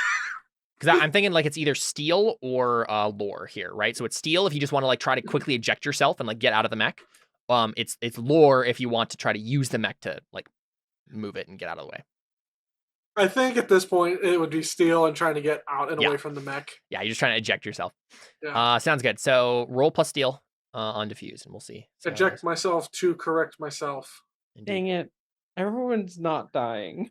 Then I'm dying. All right, so Mickey got a full success, which means the situation is safe unless changed significantly. So And I think like because you got a full success, I don't even think the mech gets destroyed. Like I think maybe you literally just like miscalculated how close it was to you. You eject yourself in a panic, and then the drill impales itself into the tree right above the mech, right? And then just like drills into it a little bit, and we hear the wood crack. But it, the tree doesn't fall over, the mech doesn't get destroyed, Mickey's all fine. So I think the danger has passed at this point. The only thing that's still to remain is if either of you would like to gather up the device that caused the terraforming blast, the big nugget of metal that fell out of one of them, and or get the prototype back to civilization, right? Like it's kind of immobile right now. I think Mickey might feel a little immobile right now himself. Yeah. I just imagine he's just kind of laying there, and he's just, ow, everything hurts. Yeah, and I think when a new behemoth is found, name a surplus that can be extracted from it or its environment. I think as long as you, Alyssa, go and grab that big nugget, I think you guys get a surplus of behemoth tech or whatever, right? Like whatever we'll call it. I don't know. What would you guys call the shiny gray? I guess it's not shiny. It's like a dull gray metal that they leave behind. What would be your slang for it? Well, let's see. These are called MacGuffinite. They're called Mouldwarps. Is it Mouldwarp Warp crap? metal? Well, what? Warp metal is a way better suggestion. What did you say, Caleb? Mouldwarp crap.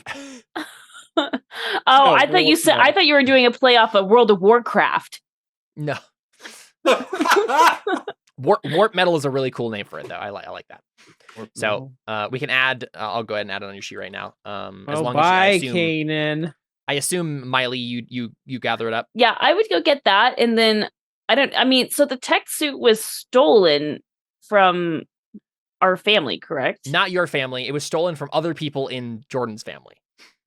Oh, I see. Okay, Yeah. he stole it within it's just their his family. character is like, antagonizing. So I guess Seth really, it's kind of, yes, I know it's my character, but it's also like I'm playing for your faction. So I'll go grab the metal, but then do you want me to like grab their tech to like the device, the terraforming device or whatever? Yeah, so that way, well, I meant the prototype. Oh yeah, the steal the mech. Well, either steal it for our faction or to go give it back and be like, hey, look, I got this back for you. You're welcome. I don't know if you guys know that. Like you guys were all focused on the Mouldwarp stuff. I don't know if Kanan never knew that it was stolen or anything. Okay, well, no, we would have. What we would do is probably destroy it because we think it's a menace to society. And it clearly didn't help. That is fair. Yes. I have a question. Yeah. Does Mickey know that? What is Seth's character's name? I don't have a character anymore. They're dead. Kanan. Yes, former character. Okay. Does Mickey know that Miley killed Kanan? Probably not. Probably not. Yeah. Okay. To be fair, thought that reading Iconoclast. Oh yeah. It would have been interesting if Mickey you could somehow find out. So Yeah. this let's zoom into the fiction here, right? So Miley, you drove up or you poke your head back out of the earth. Oh, actually, this is a question. You don't have a drill car either. How are you transporting the warp metal? It's like a big chunk. Oh, that's true. Yeah. As far as I I just just roll here destroyed too, the right? car because I'm like, if I'm gonna die, everyone's gonna die. You just screwed your own faction, Seth. Yeah, all that but at happened. this point, chaos. Well, I mean, you could potentially repair the drill car.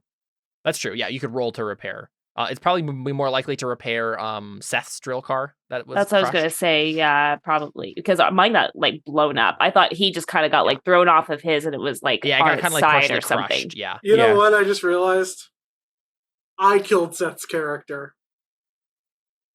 by How? creating my character. How? You were Because- you were Just right. this situation, right? We're here right. because of you. Situation, Yeah. let's just say there's plenty of blame to go around, and most of it isn't me. Everyone killed my character. Everybody except Caleb killed Seth's character this Yep. time. I partially still blame Caleb, though. I think it is partially my fault. I'm the one. I'm the GM. I felt like you were more than generous with the amount of time. So okay, so yeah, there's a bunch of stuff that has to happen here. I assume the first thing would be Miley. You're going to try to fix one of the drill cars. drill car. That sounds good. That sounds like a lore to me. Ugh, You're just trying to diffuse the situation by not so good. fixing the car with lore. Okay.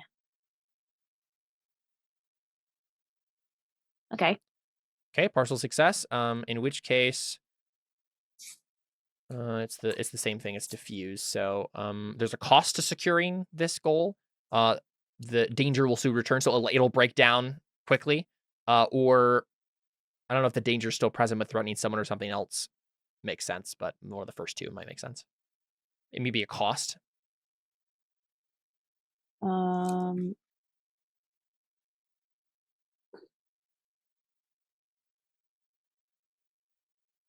Yeah, probably a cost. I think that makes the most sense.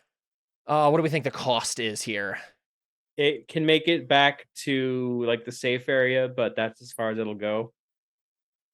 Well, that would be if she had chosen like the danger will threaten her soon, because the danger here would be the car breaking down.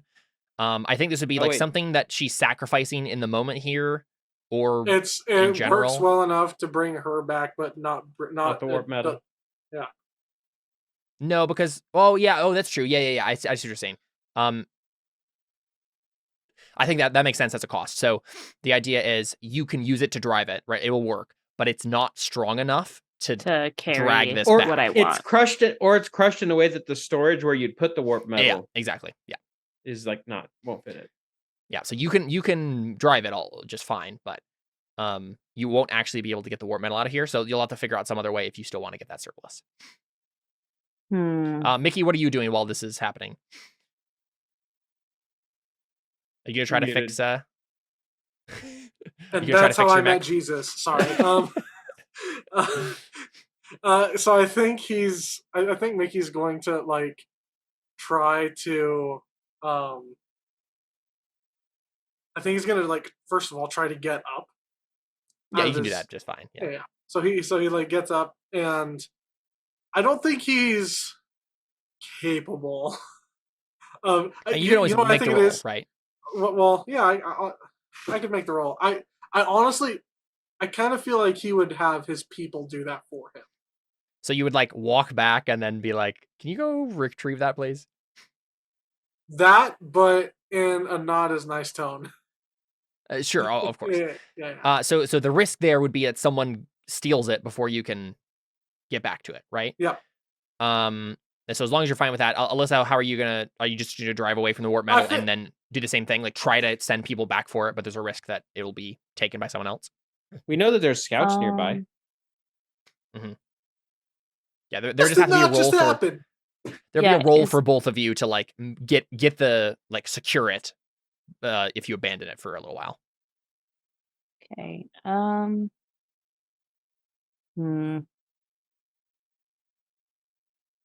think what.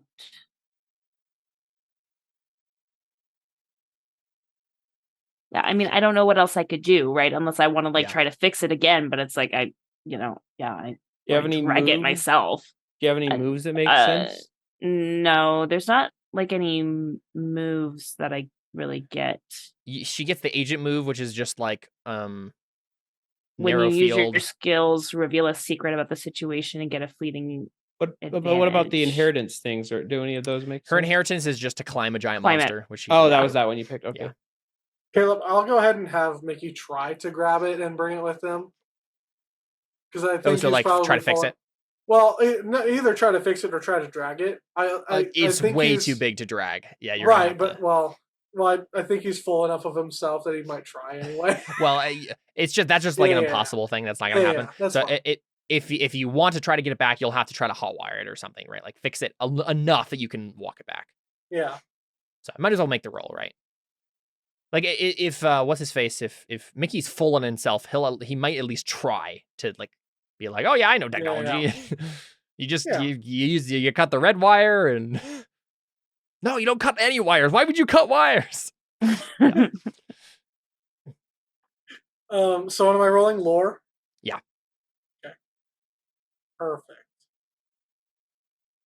See, here's what's great about this.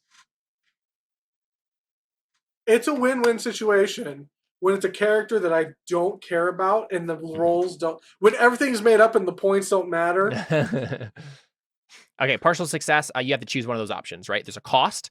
So it will I think for this situation, it'll be there's a cost to fixing it. It'll only work for a certain amount of time. Like it'll break down again before you get back. And those are probably the only ones that make sense.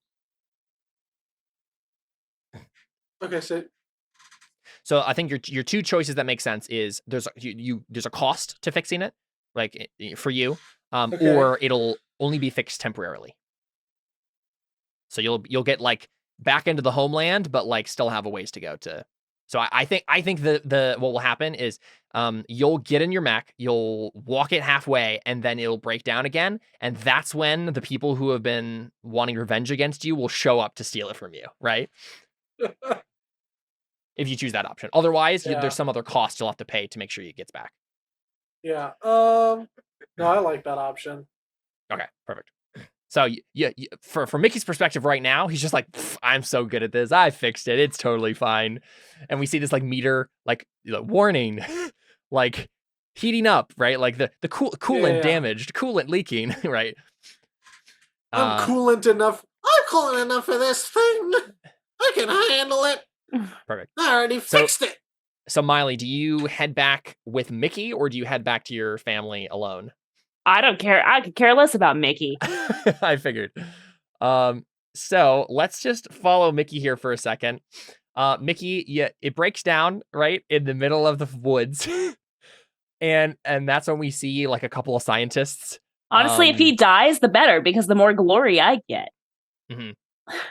Well, okay, so the one thing that would have mattered is technically his mech is the reason the behemoths were here, right? Mm-hmm. So does Miley care about it? Do we know that at the very least? Yes, oh yeah, that's why we came. Yeah, that's why you came. Oh, then that's why does Miley try to stop him then? That's why I would take it. Okay. So this is what we get then. Mickey be like, don't be an idiot. Yeah, Mickey fixes it. He starts to try to get in the mech again, right? And that's when you fixed your car and you roll back up. And what do you say to Mickey? Are you really trying to use this thing again? You saw what just happened. That was a miracle. I saw a very powerful explosion that destroyed my face. Now I've had a long day, and I want an ice bath, and I'm going home in my mech. And he like slightly turns and just very slowly. Yeah, we'll be taking that because you are a threat to our society. So, and so he like does the slight turn as if he's about to take a step, and then he goes, "And how do you plan on getting it back?" Presses on the gas, and then just like it like revs like the drill car. Yep. The drill car could not take this thing. If you can't take the MacGuffin from the, like, it probably like you probably don't have the. I don't think the drill car has the. I think it's just fiercely assault. I think you guys are just attacking each other, right? Does the gun still work? I think you fixed it enough, right? Like, I think everything that needs to work will work. So I think what happens is Alyssa's the aggressor, so we'll have her roll fiercely assault, and based on what her roll is, then we'll see what you guys do to each other. Okay. So roll plus force. Okay. 9. Okay, 9. So that means I'll let you choose these options, Jordan, if you want to look at fiercely assault. You're going to choose, Jordan, 2 from the GM list, and Alyssa, you'll choose 1 from the character list.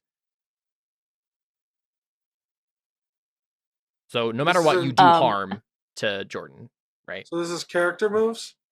Character moves, fiercely assault. If I pick scavenge a device, does that mean I get it? Sure, yeah, that makes sense. Yep, I think that makes sense. Yeah. However the thing shakes out, you'll be able to get it. You won't be able to carry it back yet, because of your drill car situation. But So then your choice is, Jordan, you get to choose chew from that list.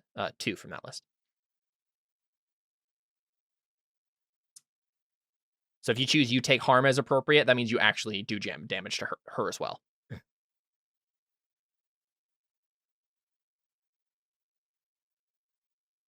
Yeah, so I think others will come after you, and you take harm as appropriate. Others will come after you, which means your followers will come after her. And the people that that wanted to steal the mech back, right? Of course, yeah. So it's like everybody. Okay, so you chose the durable tag, right, Alyssa? Yes. I think it's still probably not enough. Okay, let's see. But this also isn't my drill car though, so that's why. Oh, that's true. It's Seth's drill car. Yeah. Let me just check real Right. quick. I think there's some sort of harm scale here.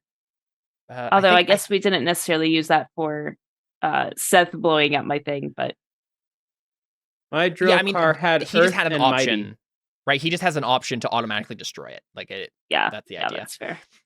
If you're just trading harm, then we look at the harm boxes. So I think what's happening here is you're both trading 3 harm. That's the first thing that's happening. Ooh. But you both have vehicles, right? So let me take a look real quick. Hey, wait. at that. Mighty says get advantage when you forge a path or fiercely assault with the vehicle.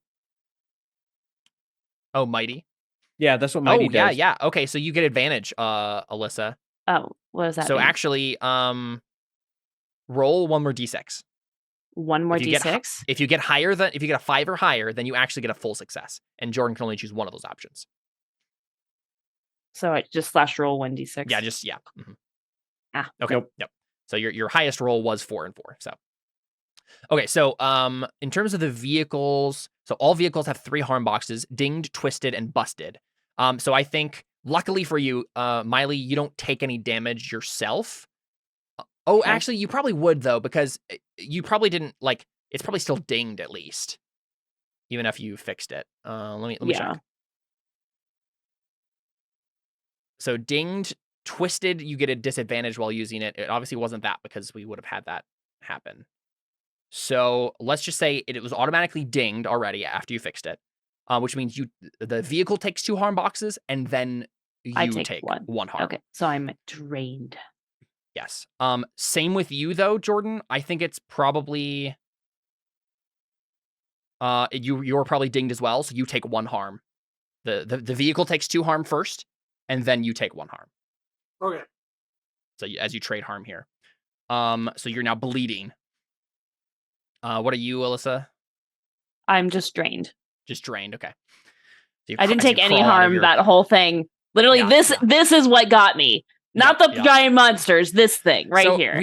We see an awesome mech battle happen, right? Where you're drilling into the mech and you're like shooting bullets down into the and the thing is it's an open canopy too, so it's yeah, you just have to hit her, that's probably one of the reasons that she takes a harm. But yeah, so you both destroy it's busted, at least it's not destroyed, but your vehicles are busted, and you both crawl out of your vehicles, and then we know that people will come after Alyssa, but that doesn't necessarily happen now. What's the next step after you guys crawl out of your vehicles and look at each other? Because you did your job kind of, Alyssa. You probably still need to destroy the engine inside the thing, right? Which might be what you try to do next. But at the very least, you guys are facing off against each other just without your vehicles now.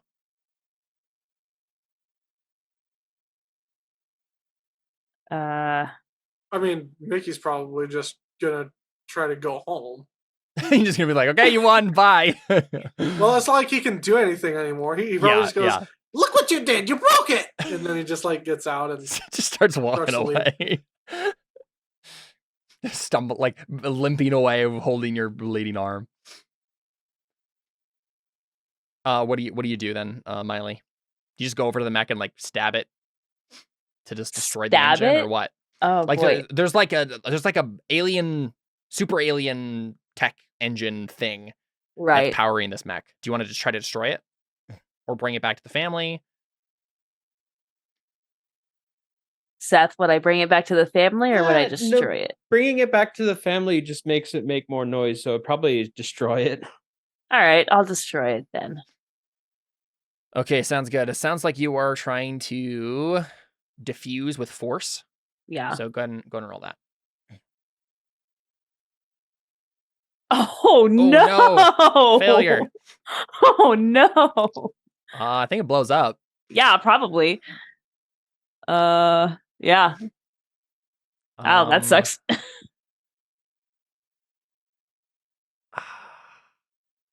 Trying to decide if I just want to kill you. Does Go for everybody it. die? I have question, Caleb. I have a question.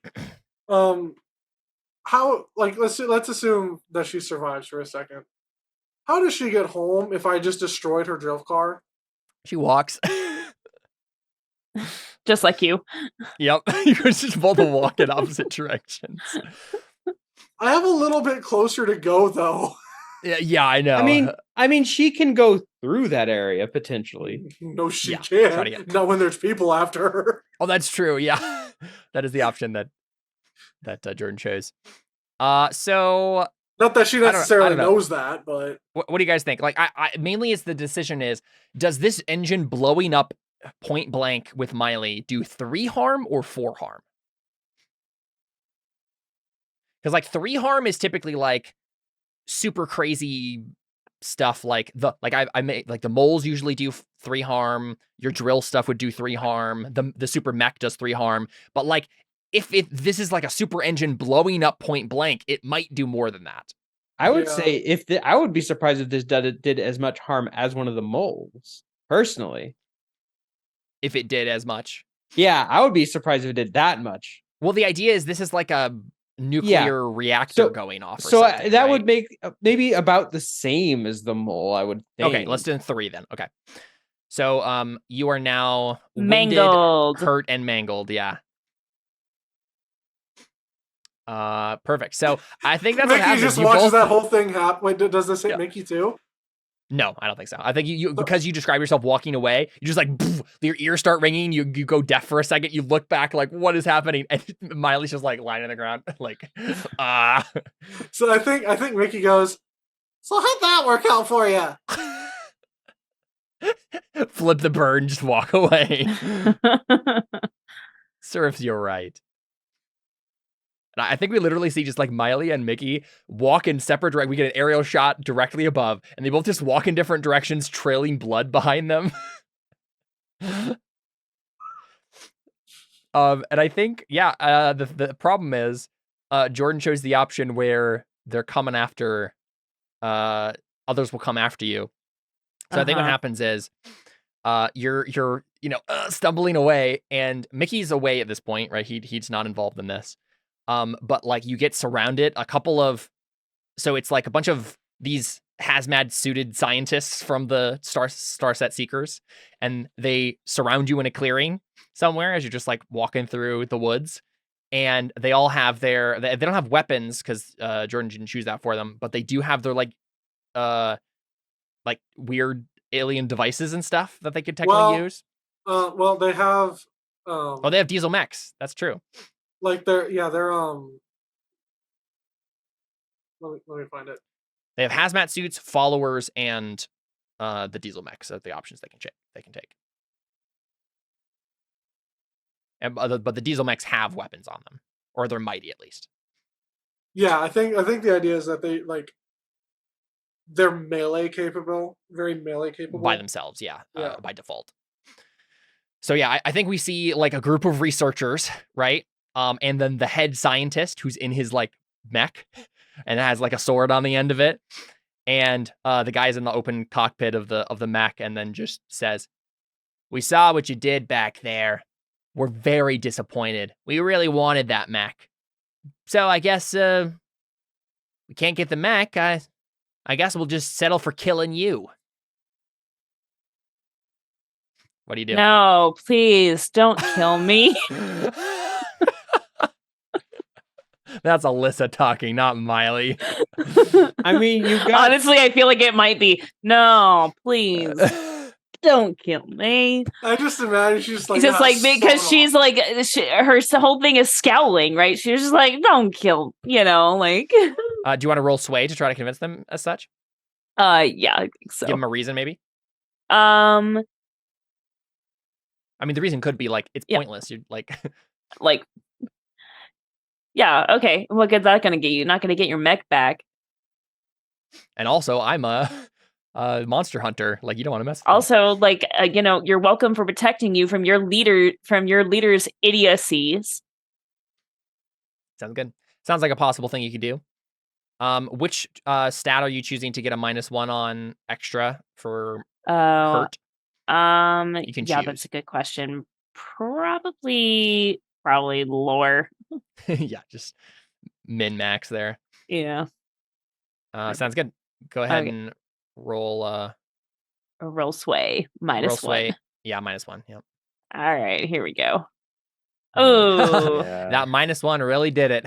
yep, that really did it. Yep. Miley just doesn't care. She's like, just sweet death. Just take me. Just take me. I killed one of my fellow family members. I deserve it. I protected the good people. Guys, Did you though? I found what the boom drills look like. I'm sending that in the group chat. Yeah, please. These do. look sick. Yeah, I think we just cut away from the scene and just hear like a slice, and we just know Miley has been killed by the mech. Cool. So let's go ahead and zoom out, shall we?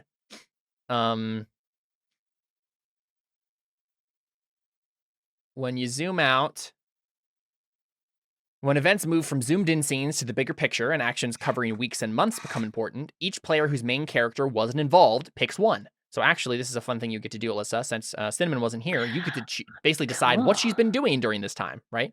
So there's a list in story moves. They found a new place in their family, changed their role. They went scavenging to the wasteland, add 1 tech to their family's stock. They scouted for information, describe a lead that might give you a new surplus or remove a need, and get 1 data. They helped out another family or faction, get 1 treaty on them. Or they discover a new danger, describe it, and say which other family or faction it's threatening. Wait, that she Okay. found the warp metal. That'd be pretty funny. That would be pretty funny. I like the idea though of removing one of my needs for fresh water though. Yeah. Because that seems pretty important. So basically, it would give you a lead on finding that out. You wouldn't get it for free, but you would Sure. like have something you could try to do to get. Okay, I know water. that's not as fun as finding the metal, but No, that's fine. I'm trying to be practical. The metal is within you. Sorry. I'm guessing Yeah, what probably happened with the metal is the scouts came back to figure out what happened. They saw the broken drill cars. They maybe found the warp metal. And if anything, don't I'd like they to think do. what happened is that they don't find Miley's body and assume that she like died in the battle.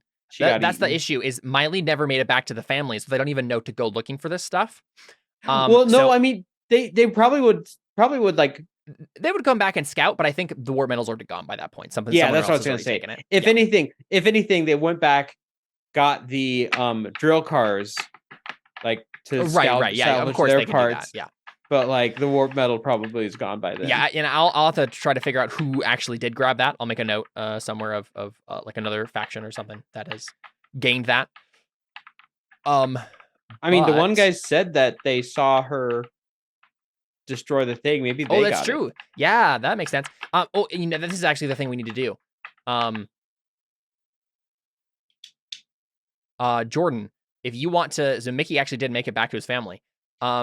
Do you want to roll on the family level to like motivate your family to go back and get those resources?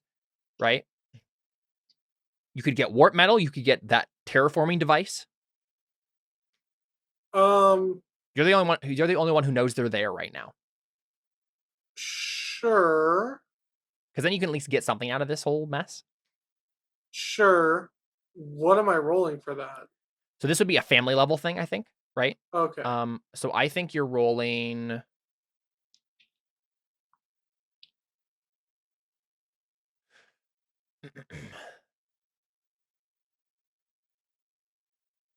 Oh, I totally forgot that you have deep knowledge. When your character encounters an item covered by your field, which is magic and artifice from the glorious past. Tell everyone a fact about it and gain fleeting advantage acting on that information. You could have used that for Mickey when you're using the mech. Interesting. Okay, so I think this is you rolling grasp as a faction because this is you just try going out and claiming the resource is the idea. So you're not going to be good at it, but it's something you can attempt anyway. Okay. As soon as I'm able to scroll down to it, I'll roll it. It sounds good. So yeah, claim by force is when you direct your family to seize or maintain control of a resource. Roll plus grasp. There it is. Please. Please. Please. Please. Do you have a bunch of Please. extensions like running on your browser? That's something that made Roll20 go for be really slow for me. Let's see. I have Is it, like, actively disabled? running on this page. Let's see all of them. I think it's just as computers. Oh, actually, I don't remember. My computer's running just fine.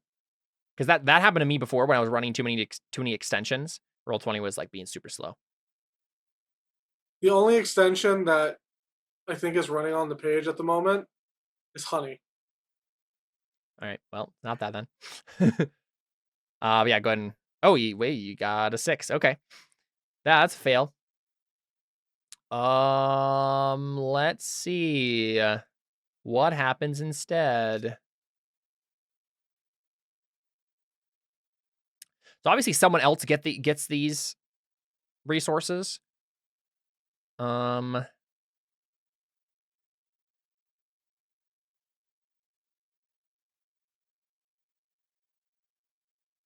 mean, it probably makes sense that like the people who are against Mickey get them.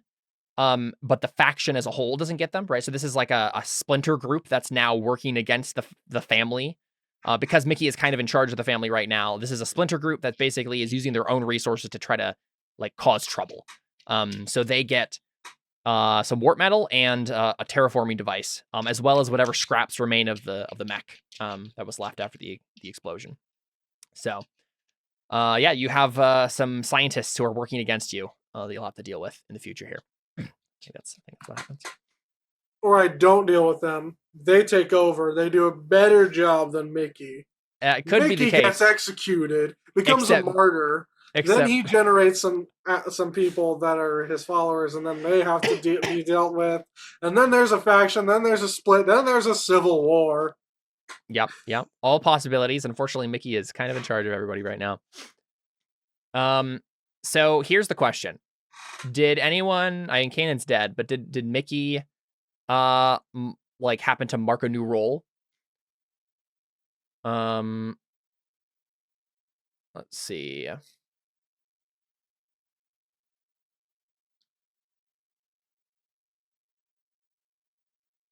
No, I don't think he did. Okay, you're still a traitor. That's something can happen sometimes just by like, I guess it depends. Mickey probably has more work to do to actually get in charge of the family. Yeah, I don't think he's. It doesn't make sense to me that he's actually in charge. Yeah. But at the very least, the people who you're working against aren't part of the family anymore. At least in a mechanical sense, right? They're working against what Mickey's trying to do, and hoarding their resources and not sharing them. Cool, but yeah, we can find out what happens next there. I think the other thing would be like healing for you, Mickey. Just family move. He needs a nap, a bandage, and counseling. You mean he doesn't heal after just like 8 hours of sleep? When you rest, Or at least partially for 4 hours? Yeah. When you rest a few days in safety with access to a relevant surplus, heal all harm. So he does. I think you do, right? Because you have like, what do you got? Oh, that's the wrong faction. You have progress, which I think is good enough for healing. Right? You have science and stuff. So yeah, I think Mickey's back to normal. And also like when we go back to the family level, like weeks and months pass, so Yeah. makes sense. Guys, it is so hard to die in this game. You shut your mouth, Jordan. I somehow knew this was gonna happen though. As soon as Jordan was like, "I want this character to die," yeah. Isn't how it always goes, though. At least I killed 2 of the Mouldwarps. Yeah, no, you did a great job. I mean, you succeeded on what you wanted to do. You just paid a cost. And honestly, that cost was really because of me. Sorry. Yeah. I think it did showcase the kind of craziness of your faction and how it's like, I'll just drill into the earth to find my friend. Oh no, he did. That was the idea behind it. They're not stupid. They're just picks. They're reckless. Like, Have any of right? you I had a -1 lore, so I think that makes sense. Miley right? was stupid. Let's put it that way. Okay, have any of you played Borderlands? No. Oh, there's a character in that game called, his name is Skeeter, and he's the one that's in charge of the cars. And the way he talks is, "This is where the cars live. Get you one." So now I'm just imagining Skeeter as Miley. But yeah, I mean, I don't think any other factions got like surpluses or remove needs or anything. We during that got process. info. How does that work? The Talpaviroj got 2 data, but the So- people who got the data died. So the data is still in your family. Technically, you really should have been spending those to try to survive. Wait. So I didn't know that was a thing. Yeah, so you spent. I think I did mention this, but we must have missed it. You spend it to get advantage on a roll. So basically, If I'd known that, I'd have done it. yeah. I mean, it's fine. You still have the resource. You can use them in the future. But all good. I could have used it on the one miss I got that killed me. Yeah. Because I rolled a 1 and a 3. Sorry about that. That's right. We're still learning the game here. But yeah, I mean, from there we kind of like move on to like the next thing in terms of family stuff, which I think is probably like going on to the Clan of Ancient Mysteries and find out what they're doing. Obviously, we're not going to start a new scene or anything, but See if they have anything to say. Yeah. Y'all be crazy. This is why we stayed away for so long. The couple things we had with Cinnamon were Artur and Ravenscroft from the merchants was going to come and deal with you and try to make like an alliance or at least like make things not as bad between the two factions. And you were going to go, you had your agent move, which was when you go on a journey to an unknown land and describe its riches. So I think you were going to try to, I mean, with that, we could tie this into the fresh water thing, right? You could be like, right, we're heading out to go search out this fresh water. And you know, some magical spring somewhere we can get access to. Maybe is that what you want to do next, or? Yeah, I think so. And that could work with what they're wanting to do, right? Is like the merchants are wanting to try to make a treaty with us, and we're like, okay, look, deal. If you want a treaty with us, you got to help us find this fresh water. Like you have to help us like go on this like quest. Maybe. Sure, yeah, that makes sense. I don't know. Yeah, no, I like it. So we can open up with like Arturin coming to treat with you guys, and then Cinnamon can be like, all right, listen, here's what we'll offer. You know, we can play that out and see how it goes. Cool. And I don't think, I mean, I can technically roll for factions if I want to, but as a GM, I can just be like, Arturin is there. You know, he's gonna treat with you. So I think that's probably where we can pick up next time and see what Alyssa's faction's been up to. Kind of focused on Seth and Jordan's factions this time, and then next time we'll focus on mine and Alyssa's factions. And then you guys can make quick characters to fill out the party as well for whatever we're gonna do. All right. Don't worry, the characters that I make here going out for this game are not going to be obnoxious. I guess the last thing would be Seth. What do you want your new character to be? Oh no. Did you want to just make another hunter? Or I'd have to think about it. I guess I could have been doing it, but I was trying to pay attention to the other stuff that was happening. That's fine. I mean, we still have like, a couple minutes here if we wanted to glance over that. briefly. Let Let me see if I can find the stuff here. I'm basically going into each session with the assumption that my characters will just die by the end, and I'm okay with that. Yeah, that's kind of a good mindset for this game. Let's make this next one an elder. Ooh, okay. That way, if he dies, he can be of old age if we want it. Yeah, a dignified and experienced leader. They're equally skilled managing a group of servants, running an entire family, or advising others. So this would be the guy who's directing all the monster hunts. Wait, what? So this would be someone who's like leading the faction, or yeah. Where it says add your family bonus to one stat. Where do if I see my family bonus again? Where are you doing this? I'm just changing Kanan. Well, let's keep Kanan how he is, and okay, fair enough. make a new one. Getting it back to the hunter. Just for posterity's purpose. So you can have a list of my dead characters. Exactly. All right. So yeah, you can choose it from here. So right, the elder automatically gets loyal staff.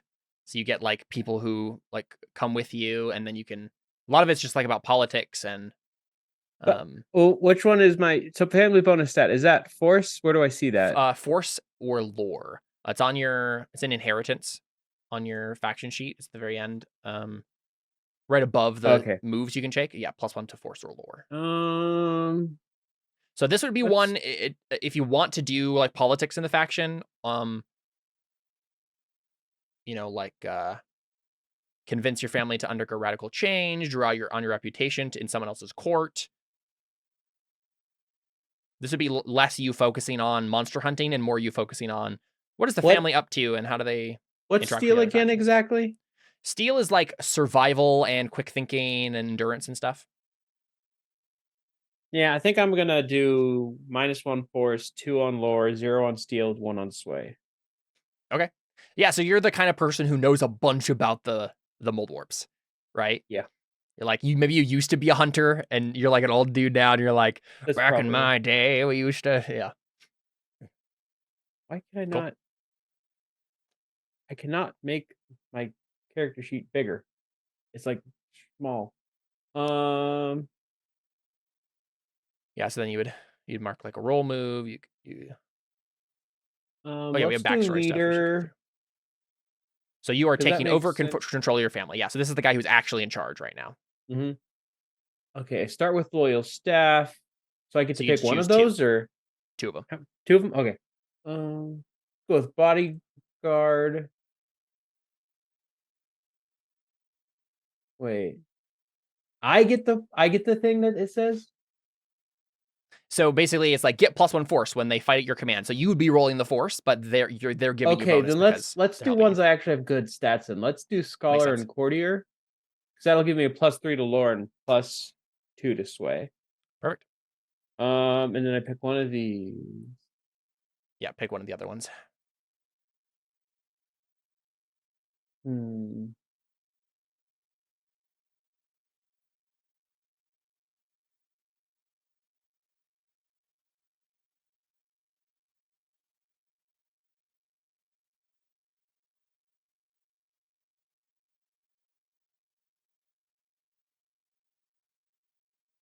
Statesman, sure. When you draw on your reputation in someone else's court, roll sway. On a hit, everyone seeks out and values your opinion. Very nice. And then for let's do the backstory questions here. To fit you into with the other characters here. So my character is also an option for these since he's around. So go ahead. Who would make a good match for one of my followers? I think that has to be Cinnamon. I think it means matches in romantically. Yeah, I know, but hers is the only.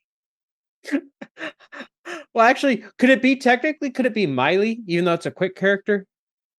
Miley's dead. Oh, right, Miley's dead. You could just also leave one blank. Like I have one blank. Yeah, I don't think that makes sense for any of these. I mean, you can also have one of your. Yeah, I mean that's fine. Go. Blank and I sat in council before, and I taught them wisdom. What do you think, Cinnamon? That would make sense. That makes sense. I know Your how character- Blank's parents truly died. I wonder if they would welcome the truth. I don't know. I can see my character for that one. That's Arturin. Yeah, Arturin. I'd add some fun details to this guy.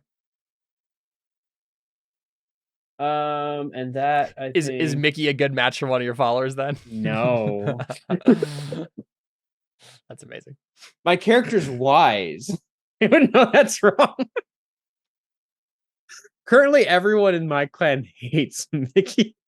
Yeah. I mean, technically, you had a courtier as one of the options you chose for. Like, it could be like one of your trusted agents, right? So, like, you could be like Mickey, and my courtier happen to be a good match. But They're both Mickey's sweet talk like, people. I don't know. You don't have to. I'm just. I don't. I think technically it would make operated sense as is for now. If Jordan gets another character like he wants, we can see if it would be a good match. So that's good. All right, cool. Yeah, I think that's. Is that all for character creation? That's that guy, except for look, I guess.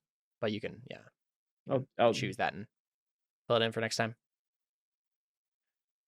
Cool stuff.